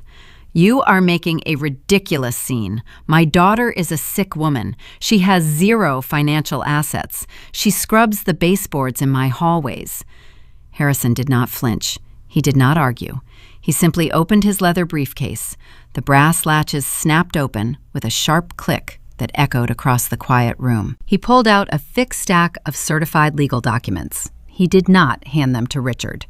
Instead, Harrison turned toward the back of the room and gave a subtle nod to the audio-visual booth. I had planned every detail of this night. The technical crew running the lighting and sound were not estate employees. They were contractors hired directly by my proxy firm. The giant projection screens behind the stage flickered to life. The bright white glow cast long shadows across the faces of my family. A digital copy of the corporate acquisition contract appeared on the massive displays. The text was enlarged so that even the guests sitting in the back row could read every single word.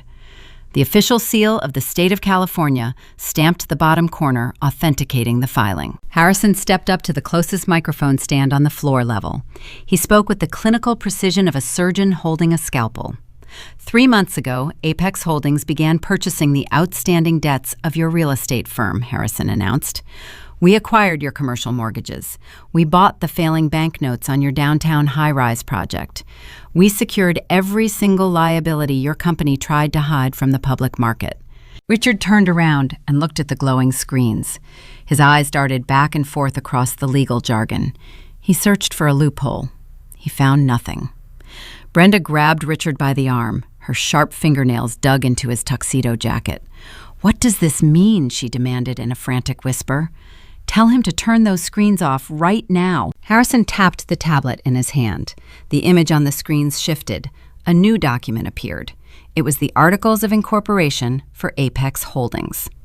"As you can see on paragraph 4, Harrison continued, his voice ringing loud and clear, the sole proprietor and acting chief executive officer of Apex Holdings is listed right here." A laser pointer traced a bright red dot across the screen. It landed on a single printed line, Chief Executive Officer Agatha Brown. A shockwave rolled through the crowd of 350 investors. People gasped. Chairs scraped against the floor as guests leaned forward to get a better look. Aunt Patricia covered her mouth with her hand. Uncle Marcus dropped his crystal champagne flute. The glass shattered on the hardwood floor, a sharp crash that broke the spell of disbelief. Jessica shook her head back and forth. Her tiara caught the stage lights. "No!" Jessica cried out, her voice shrill and panicked. "No, that is impossible. She is poor. She wears dirty clothes. She is the maid." I kept my eyes locked on my sister. She spent her entire life measuring a person by the brand of their shoes. She could not comprehend a world where power disguised itself as poverty. Harrison flipped to the next page in his folder. The screens updated again. This time, the document displayed a property deed. "We did not just buy your failing company," Richard Harrison stated. "You ran out of corporate credit last year.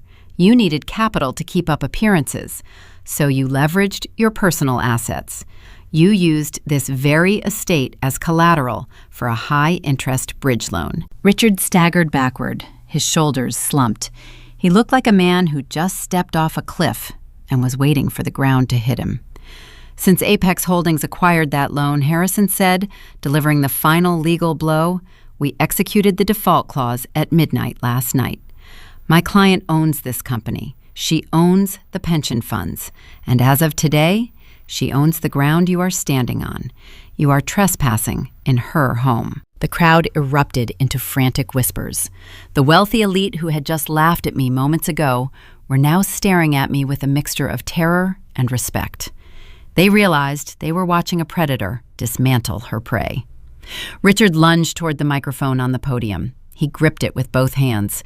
His face turned a deep, mottled red. "It is a forgery," Richard screamed, spit flying from his lips. He pointed a shaking finger at me. "She forged these documents. She is a criminal. I will have her thrown in federal prison for fraud.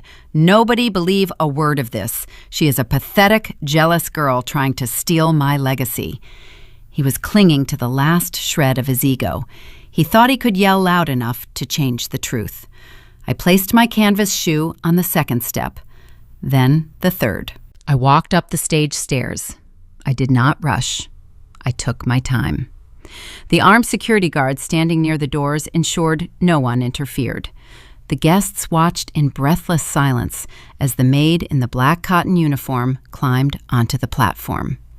I walked directly toward Richard.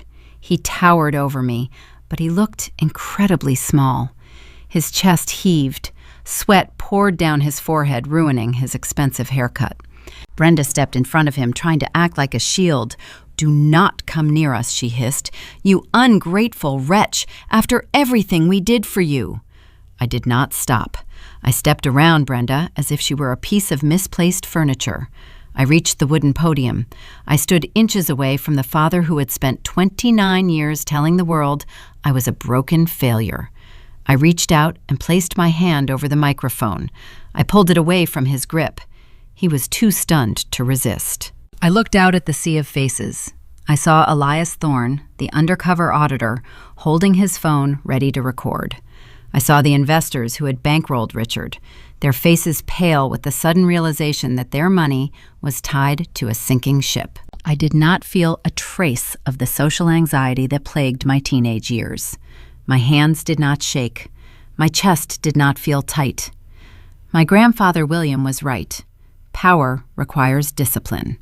I had spent 10 years writing code, building algorithms, and learning how systems operate. My family was just a system, a corrupt, hollow system. And I knew exactly how to crash it. I brought the microphone to my lips. My voice was calm, clear, and perfectly steady. It echoed through the massive ballroom, cutting through the murmurs and whispers. "It is not a forgery," Richard, I said. I turned my head and looked him directly in the eyes. I let him see the cold, calculating woman I had become in the shadows. I let him see that the daughter he threw away was the one holding the axe over his neck.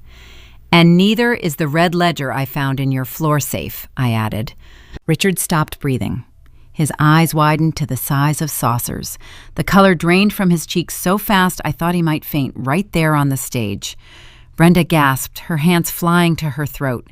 She knew about the safe. She knew what was inside.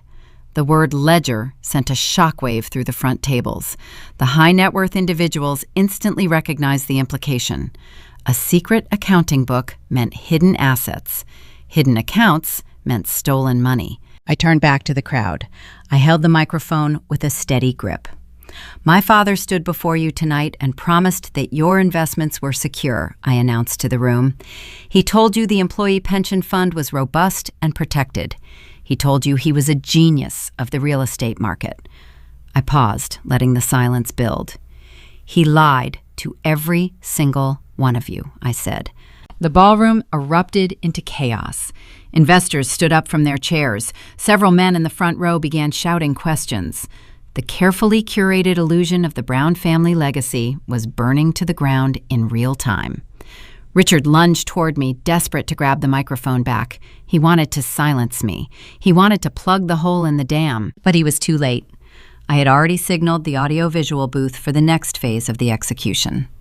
The screens behind the stage flickered again, preparing to show the world the true depths of their depravity. And I was not going to stop until they had nothing left to lose. The technical crew in the audio-visual booth executed my silent command. The bright projection screens behind the stage flashed. The corporate acquisition documents vanished.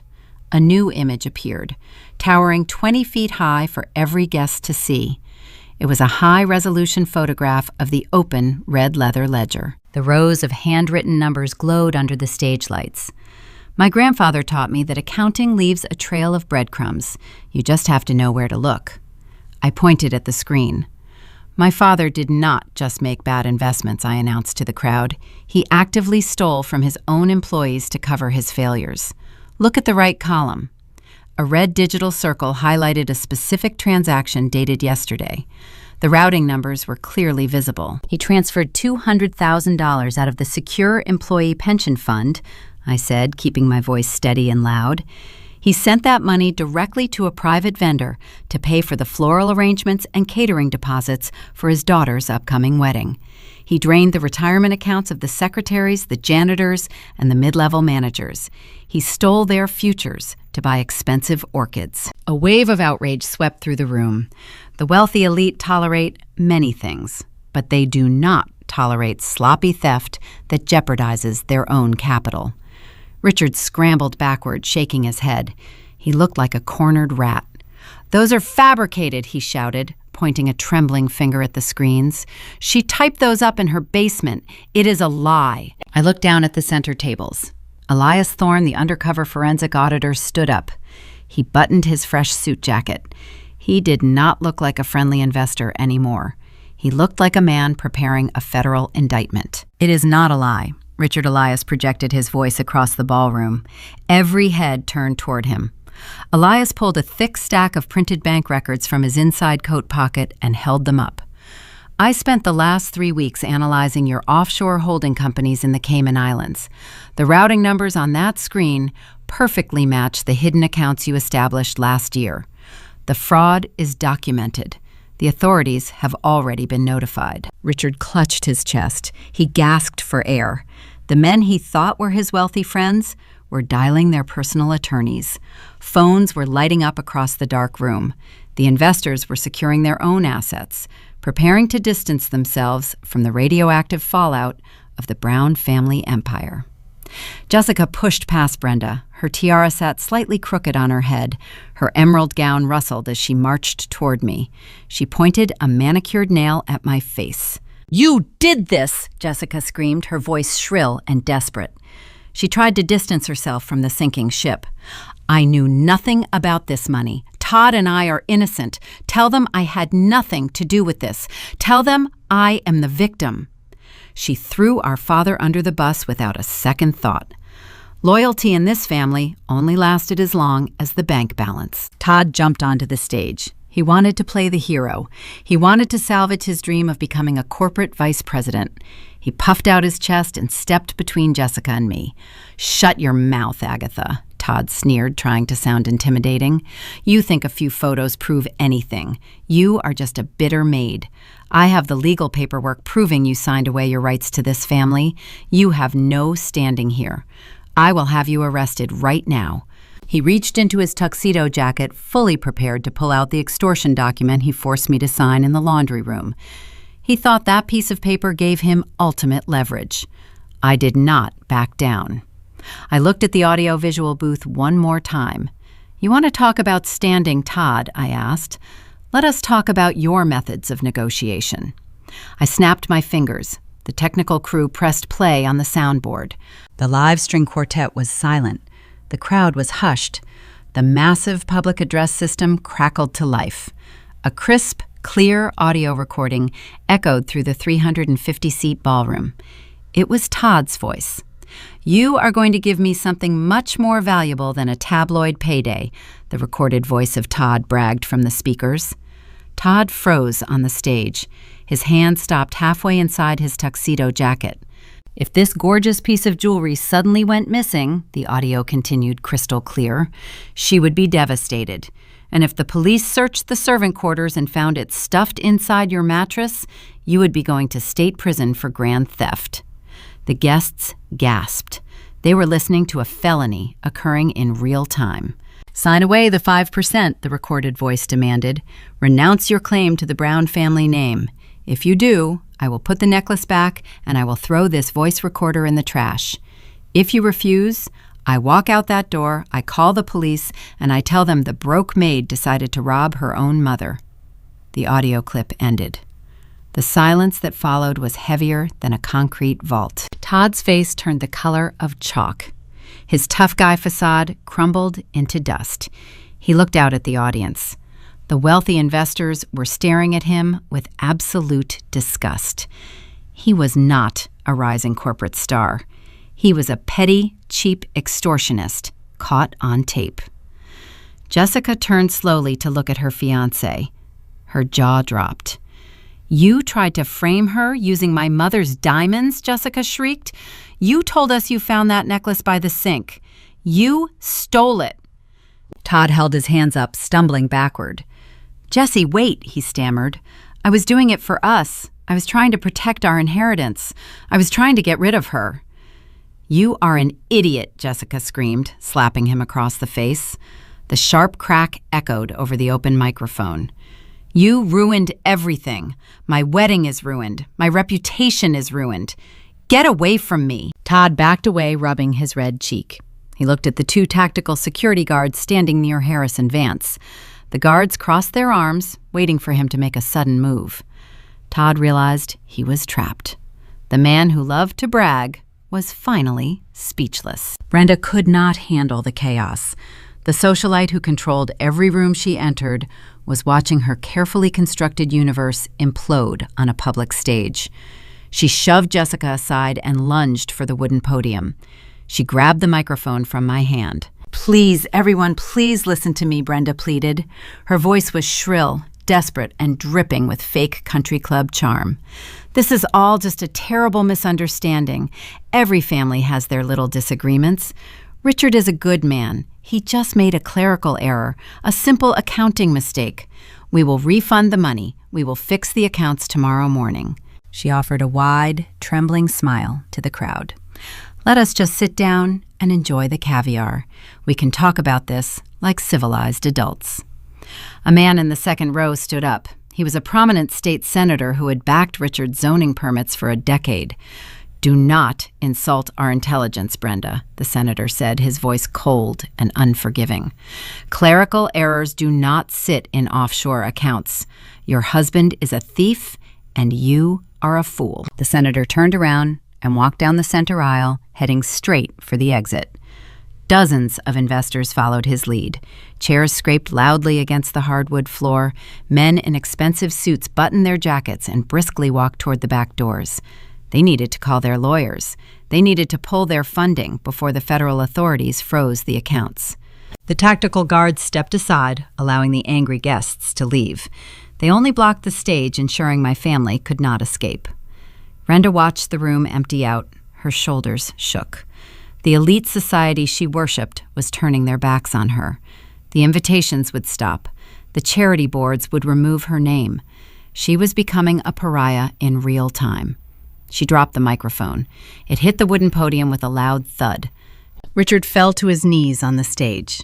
The man who ordered me to scrub his baseboards earlier that morning was now kneeling at my feet. He looked up at me. His eyes were wide with a pathetic, hollow desperation. He saw the legal documents on the screen. He heard the audio recording. He knew the empire was gone. "Agatha," Richard whispered, his voice cracking. "Agatha, please. We are your parents. You cannot do this to us." He was trying to use the family card. He was trying to invoke a bond he spent 29 years destroying. He thought he could buy my mercy. But I did not come to this stage to offer forgiveness. I came to deliver the final sentence. Richard remained on his knees, the hardwood stage pressed against his tailored tuxedo pants. He clasped his hands together like a penitent sinner in a church. He was not praying to a higher power. He was praying to the daughter he spent decades trying to erase. "Agatha," Richard pleaded. His voice shook. Think about what you are doing. We are a family. You cannot destroy your own flesh and blood in front of these strangers." I looked down at him. I searched my heart for a single ounce of sympathy. I found nothing. I remembered a night when I was 16 years old. I suffered a severe panic attack in the main hallway of this very house. I could not breathe. I was curled into a ball on the floor, terrified and alone. Richard stepped right over me on his way to a golf tournament. He told the housekeeper to move me so the neighbors would not see the embarrassment. "We stopped being a family a long time ago," I replied. Richard scrambled to his feet. He realized begging was not working. His fear morphed back into his familiar, desperate anger. His face flushed a deep shade of crimson. "I put clothes on your back," he shouted, spit flying from his lips. "I fed you. I gave you a roof over your head when no one else would tolerate your pathetic behavior. You owe me everything." I gripped the edges of the wooden podium. I leaned into the microphone. I looked directly into his panicked eyes. "You did not give me a roof, Richard," I said. My voice was pure ice. "You gave me a mop, and I used it to clean up your mess." A ripple of low murmurs rolled through the remaining guests. The truth hit Richard like a physical blow. He stumbled backward, clutching his chest as if the air had been knocked out of his lungs. I turned to Harrison Vance. He stood ready, holding a stack of termination notices on his clipboard. "As the chief executive officer of Apex Holdings and the legal owner of this corporation, I am exercising my right to restructure the executive board," I announced. I shifted my gaze back to my father. "Richard Brown, you are officially terminated from your position as chief executive, effective immediately. You are fired for gross financial misconduct, fraud, and embezzlement." Richard opened his mouth to argue, but I cut him off. "Because you are being terminated for criminal behavior," I continued, "your executive severance package is legally voided. Your golden parachute is revoked. You will not receive a single dime of corporate funds on your way out the door." Brenda shrieked. She gripped the side of the stage curtain. "You cannot do that," she cried. "We have contracts. We have lawyers." "Contracts require lawful conduct, Mother," I replied flatly. "Read the corporate bylaws, or have your defense attorney read them for you when the federal investigators arrive tomorrow morning." I turned my attention to Todd. He was standing near the edge of the stage, trying to inch his way toward the side exit. One of the tactical security guards stepped into his path, crossing his muscular arms. Todd bumped into the guard and squeaked in terror, backing away rapidly. "Todd," I called out. He slowly turned around, looking like a trapped animal. "Richard drafted an employment contract offering you the position of vice president. That offer is rescinded. Furthermore, the audio recording of your extortion attempt has already been transmitted to the district attorney. You are not walking into a boardroom. You are walking into a courtroom." Todd dropped his face into his hands. His shoulders shook. He began to sob. It was a pathetic, high-pitched sound. The man who loved to threaten women in dark laundry rooms was crying in front of the entire California social elite. I shifted my focus to Jessica. She was frantically tapping the screen of her expensive mobile phone. Her hands trembled so hard she almost dropped the device. "Jessica," I said. She snapped her head up. Her tiara was sliding off her hair.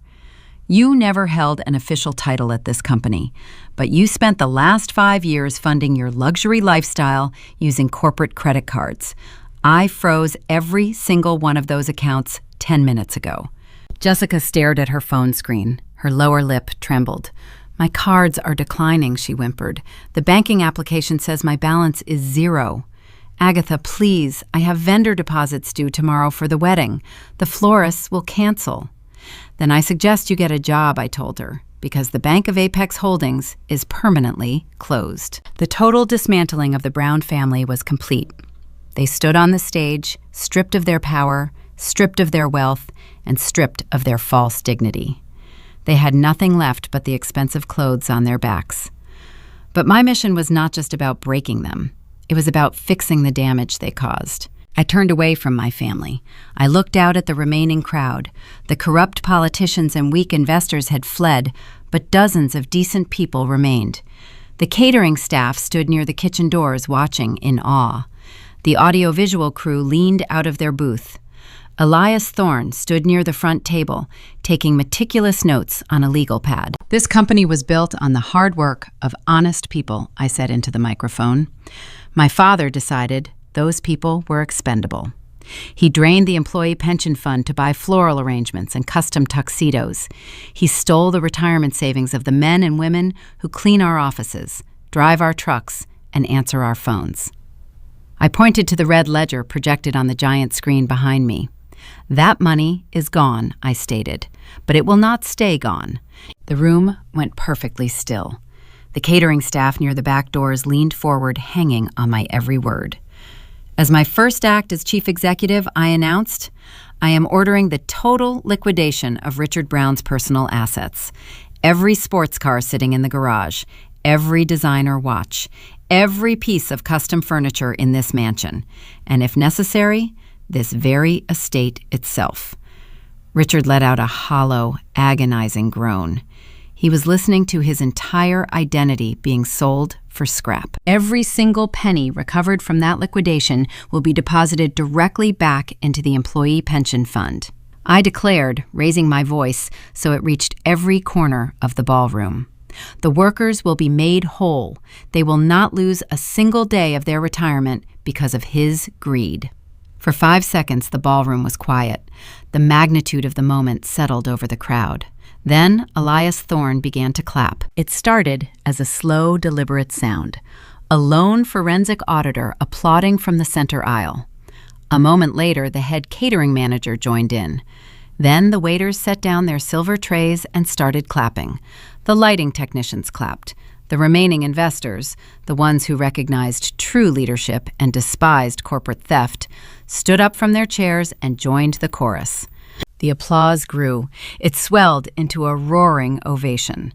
The sound bounced off the crystal chandeliers and echoed against the high ceilings.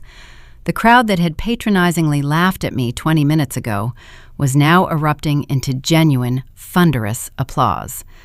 They were not cheering for the maid. They were cheering for justice. I stood at the podium and let the sound wash over me. I did not smile. I did not boast. I just breathed. The heavy weight I had carried since childhood began to lift from my shoulders. The social anxiety that once kept me locked in a basement was entirely gone. Richard, Brenda, Jessica, and Todd were trapped on the stage behind me. They were surrounded by the deafening sound of their own defeat. They were drowning in the applause meant for the daughter they threw away. But the execution was not entirely finished. The legal documents were signed, the firings were public, the pension was saved.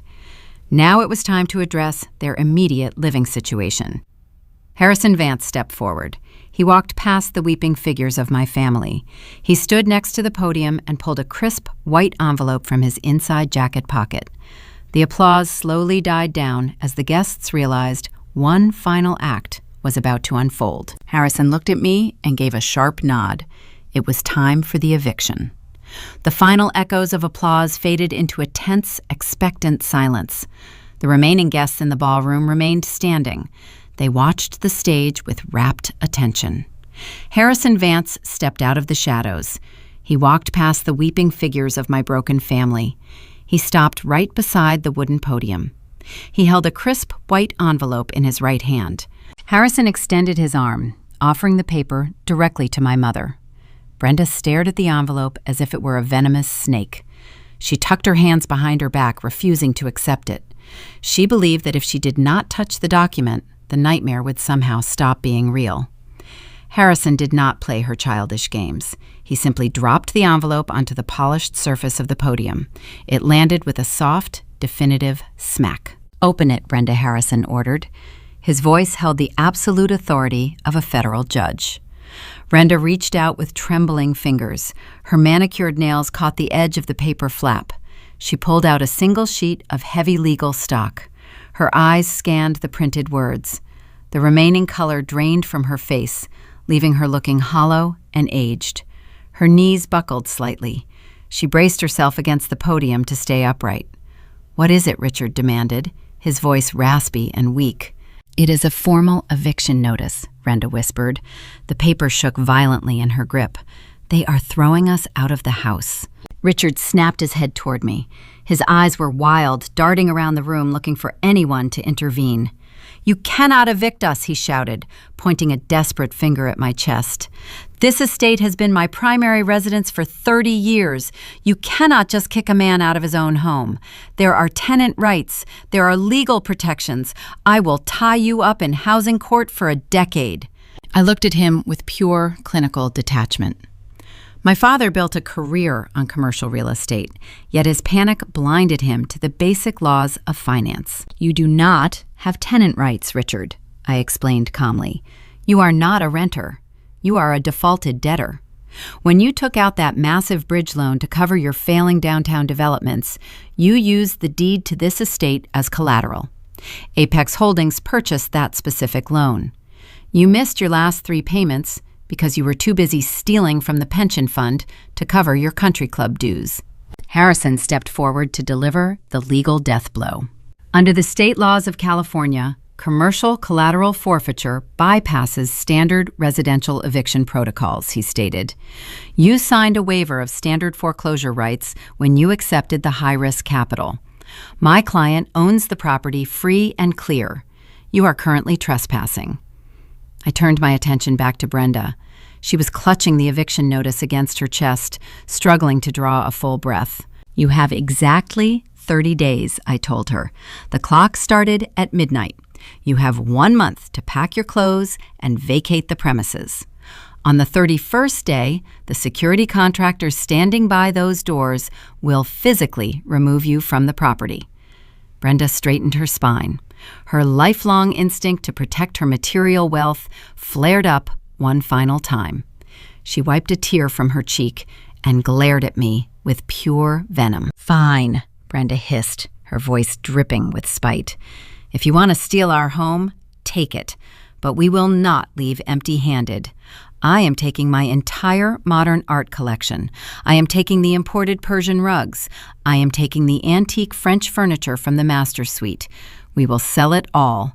We will rebuild our lives, and you will be left sitting in an empty, echoing shell." She smiled, thinking she had found a loophole. She thought she could liquidate the interior of the mansion and walk away with millions of dollars. She underestimated my preparation. I took a step closer to her. I kept my voice low, ensuring only the people on the stage could hear the gravity of my next words. "You will not touch a single painting, Mother," I promised. Brenda scoffed, crossing her arms over her crimson dress. "They are my personal belongings." "No, they are not," I corrected her. "Elias Thorne just finished a comprehensive forensic audit of your household spending over the last 5 years. You purchased that modern art collection using a corporate credit card. You bought those antique couches using funds routed directly from the company operating account. Since the company funded your lavish interior design, those items are classified as corporate assets." Brenda opened her mouth to argue, but the reality of the trap closed around her throat. "Apex Holdings owns all corporate assets," I continued. "Every vase, every rug, every chandelier purchased with company money belongs to me. And since I am liquidating everything to repay the stolen pension fund, an independent appraisal team will arrive tomorrow morning. They will catalog every single item in this house." I leaned forward, locking eyes with the woman who forced me to eat a cold sandwich in the detached garage earlier today. "If you attempt to pack a single piece of art," I warned her, "if you try to sneak a silver spoon out the front door, I will press charges for grand larceny. You will leave this estate with your clothing, your personal toiletries, and absolutely nothing else." Brenda gasped, covering her mouth with her hand. The opulent fortress she spent decades building was now a prison. She was surrounded by millions of dollars of luxury, and she did not own a single ounce of it. A loud sob broke the tension on the stage. Jessica collapsed onto the hardwood floor. The heavy emerald silk of her $15,000 designer gown pooled around her knees. Her perfect hair was a tangled mess. Black mascara ran down her cheeks in thick, dark streaks. She crawled forward on her hands and knees, ignoring the dirt transferring onto her expensive dress. She stopped right at my feet. The golden child. The sister who was handed the world on a silver platter, while I was locked in the shadows. The woman who intentionally bumped my arm to spill wine on a guest, just to watch me get yelled at. She looked up at me. Her face was a portrait of absolute, unfiltered despair. "Agatha, please," Jessica cried, her voice cracking into a high-pitched whine. "Please do not do this to me." She reached out and grabbed the hem of my black cotton uniform slacks. I stood perfectly still, looking down at her. "My wedding is next week," Jessica begged, sobbing uncontrollably. "The venue demands the final payment by tomorrow morning. The caterers need their deposit. The florist is threatening to cancel the entire order. If my credit cards are frozen, I have nothing. Todd has no money. My life will be ruined. All my friends will laugh at me." She was not apologizing for her cruelty. She was not showing remorse for the employees whose retirement funds she was spending. She only cared about her social status. She only cared about the party. "Please, Sister Jessica," pleaded, using that word for the very first time in my entire life. "We share the same blood. You are so rich now. You have hundreds of millions of dollars. Paying for my wedding would be pocket change to you. Just pay the vendors. Let me have my special day. Do not humiliate me in front of everyone." I stared down at her tear-stained face. I thought about the decades of torment. I thought about the snide remarks, the stolen opportunities, and the intentional cruelty. I thought about earlier this evening when she ordered me to fetch her a sparkling water and called me a glorified maid. I reached into the deep canvas pocket of my black apron. During my 2-hour shift inside the dark coat check alcove, several guests had handed me cash. They tipped the quiet servant for hanging up their expensive fur wraps and tailored overcoats. I had collected a small wad of crumpled $1 bills. I pulled the handful of cash out of my pocket.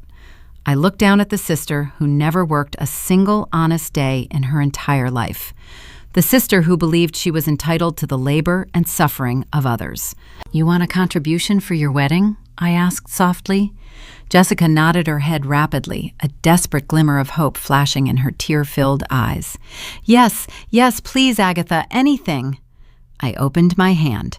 I let the crumpled green dollar bills fall. They fluttered through the air, drifting down like dead leaves. They landed directly onto the spilled tears on Jessica's emerald dress. They landed by her knees. They scattered across the wooden stage at her feet. "You can have the coat check tips," I said.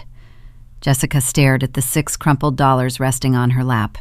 The insult hit her harder than a physical strike. She let out a guttural, agonizing wail and buried her face in her hands, weeping loudly into the empty ballroom. I turned my back on my family. I did not look at Richard, kneeling in defeat. I did not look at Brenda, paralyzed by her own greed. I did not look at Todd, cowering in the corner. I walked down the stage stairs. Harrison Vance fell into step beside me. The 2 tactical security guards parted, clearing a wide path for us to exit. The remaining guests parted as well, offering quiet nods of profound respect as I walked down the center aisle. I left the grand ballroom behind me. The execution was over.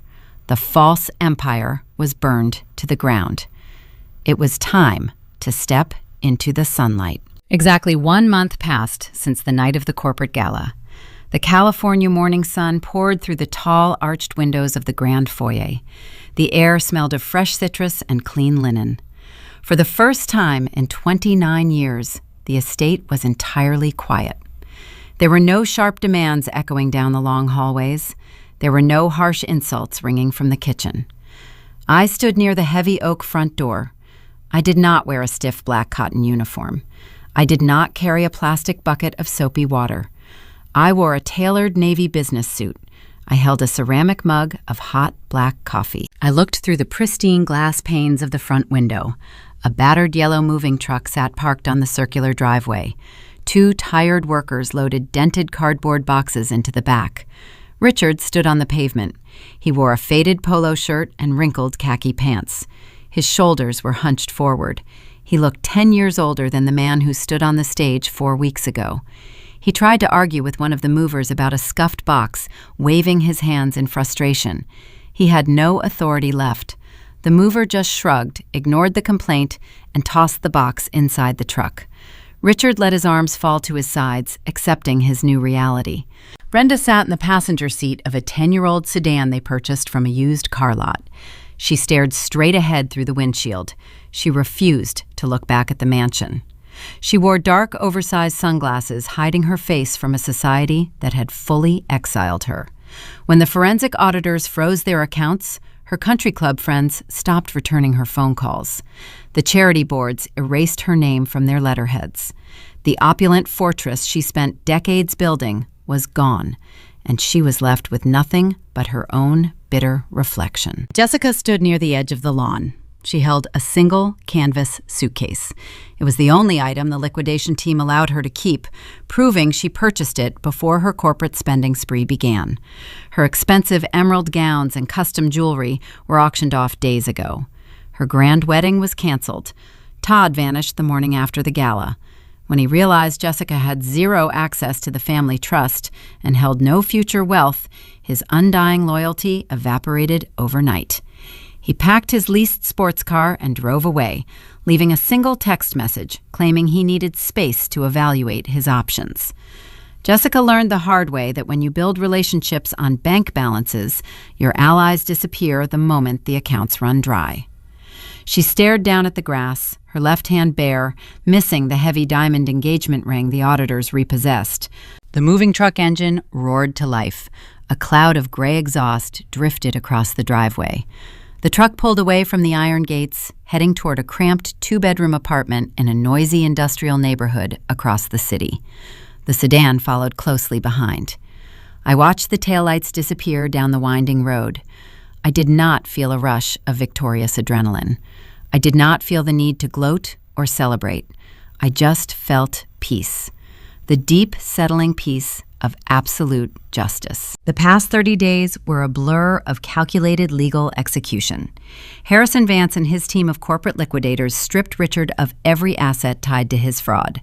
The antique French sofas, the imported Persian rugs, and the gaudy modern art collection were packed up by independent appraisers and sold at a private auction. The estate echoed with empty rooms. I preferred the empty space. It gave me room to breathe. It erased the toxic history embedded in the walls. The estate auction raised over $4 million. Every single penny went directly into the employee pension fund. Last Tuesday, I held a town hall meeting in the corporate headquarters downtown. I stood before the janitors, the secretaries, and the mid-level managers. I projected the restored account balances onto a screen. A woman who worked in the accounting department for 20 years approached the podium. She wept and shook my hand. She told me she thought she would have to delay her retirement indefinitely after reading the news reports about my father. I assured her the future was secure. Richard stole their security. I gave it back. I took a sip of my coffee and turned away from the foyer window. My cheap canvas shoes were replaced by polished leather loafers. I walked up the grand staircase. My hand glided over the smooth mahogany banister. I did not have to worry about leaving fingerprints. I did not have to scrub the wood until my knuckles bled to satisfy my mother. I reached the second-floor landing. I walked past the guest bedrooms. I walked past the hallway where Brenda used to drop her dirty clothes on the floor, expecting me to pick them up like an obedient servant. I stopped in front of the heavy double doors of the master suite. This room was always forbidden territory. It was Brenda and Richard's sanctuary, a place where they locked away their secrets. Now, the doors were wide open. The room was stripped bare of their lavish vanity. The king-sized bed was gone. The biometric safe was uninstalled and hauled away by federal investigators analyzing the fingerprints Todd left behind. The room felt immense and full of potential. I walked over to the large bay window overlooking the rear gardens. A simple, sturdy oak desk sat in the center of the room. It was the exact desk my grandfather William used when he first founded the real estate empire. I had the movers bring it out of storage yesterday. I set my coffee mug down on the polished wood. I reached into my suit pocket and pulled out a small silver picture frame. I placed it gently on the corner of the desk, adjusting it so the morning light caught the glass. The photograph inside was old and slightly faded. It showed a younger William sitting in our dark basement, pointing at a bulky computer monitor. Next to him sat a quiet, anxious teenage girl wearing an oversized sweater. Me. He was teaching me how to write my first string of code. He was showing me that my mind had value. He saw the sharp potential Richard and Brenda tried so hard to bury. He knew that my social anxiety was not a lack of intelligence, but a different way of processing the world. I touched the silver frame. "We did it, grandfather," I whispered to the empty room. "We cleaned up the mess." I sat down in the leather desk chair. I opened my sleek silver laptop.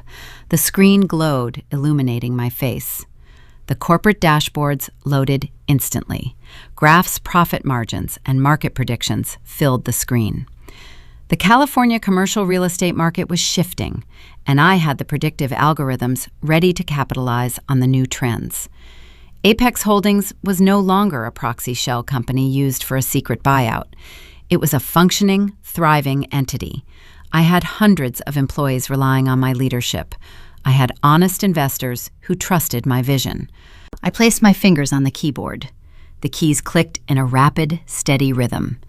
The sound was a stark contrast to the sloshing of a dirty mop bucket. My family thought they could dictate my worth by assigning me a degrading label. They thought a black cotton uniform defined my future. They believed that if they kept me in the dark long enough, I would simply disappear under the weight of their expectations. They were wrong. My grandfather taught me that the shadows are not a place of weakness. The shadows are where you learn to observe. The shadows are where you build your strength away from the critical eyes of arrogant people. They forced me into the dark, and in return, I learned exactly how to control the light. If you are listening to this and you are surrounded by people who refuse to see your true value, do not waste your breath trying to convince them. Let them believe you are small. Let them underestimate your intelligence. Use their arrogance as your shield. Build your life in silence. Educate yourself, hone your craft, and construct your foundation on solid rock while they build their lives on sand. When the time is right, you will not need to demand their respect or beg for a seat at their table. You will simply take the stage, expose the truth, and let your undeniable actions speak for themselves. You do not need their permission to be brilliant. Thank you for joining me on this journey. This has been Grape Vengeance. If my story resonated with you, please hit the like button and subscribe to the channel. Share this video with someone who needs to hear that karma always collects its debts. Leave a comment below telling me about a time you proved your doubters wrong and reclaimed your own power. I read every single one. Stay strong, trust your instincts, and I will see you in the next story.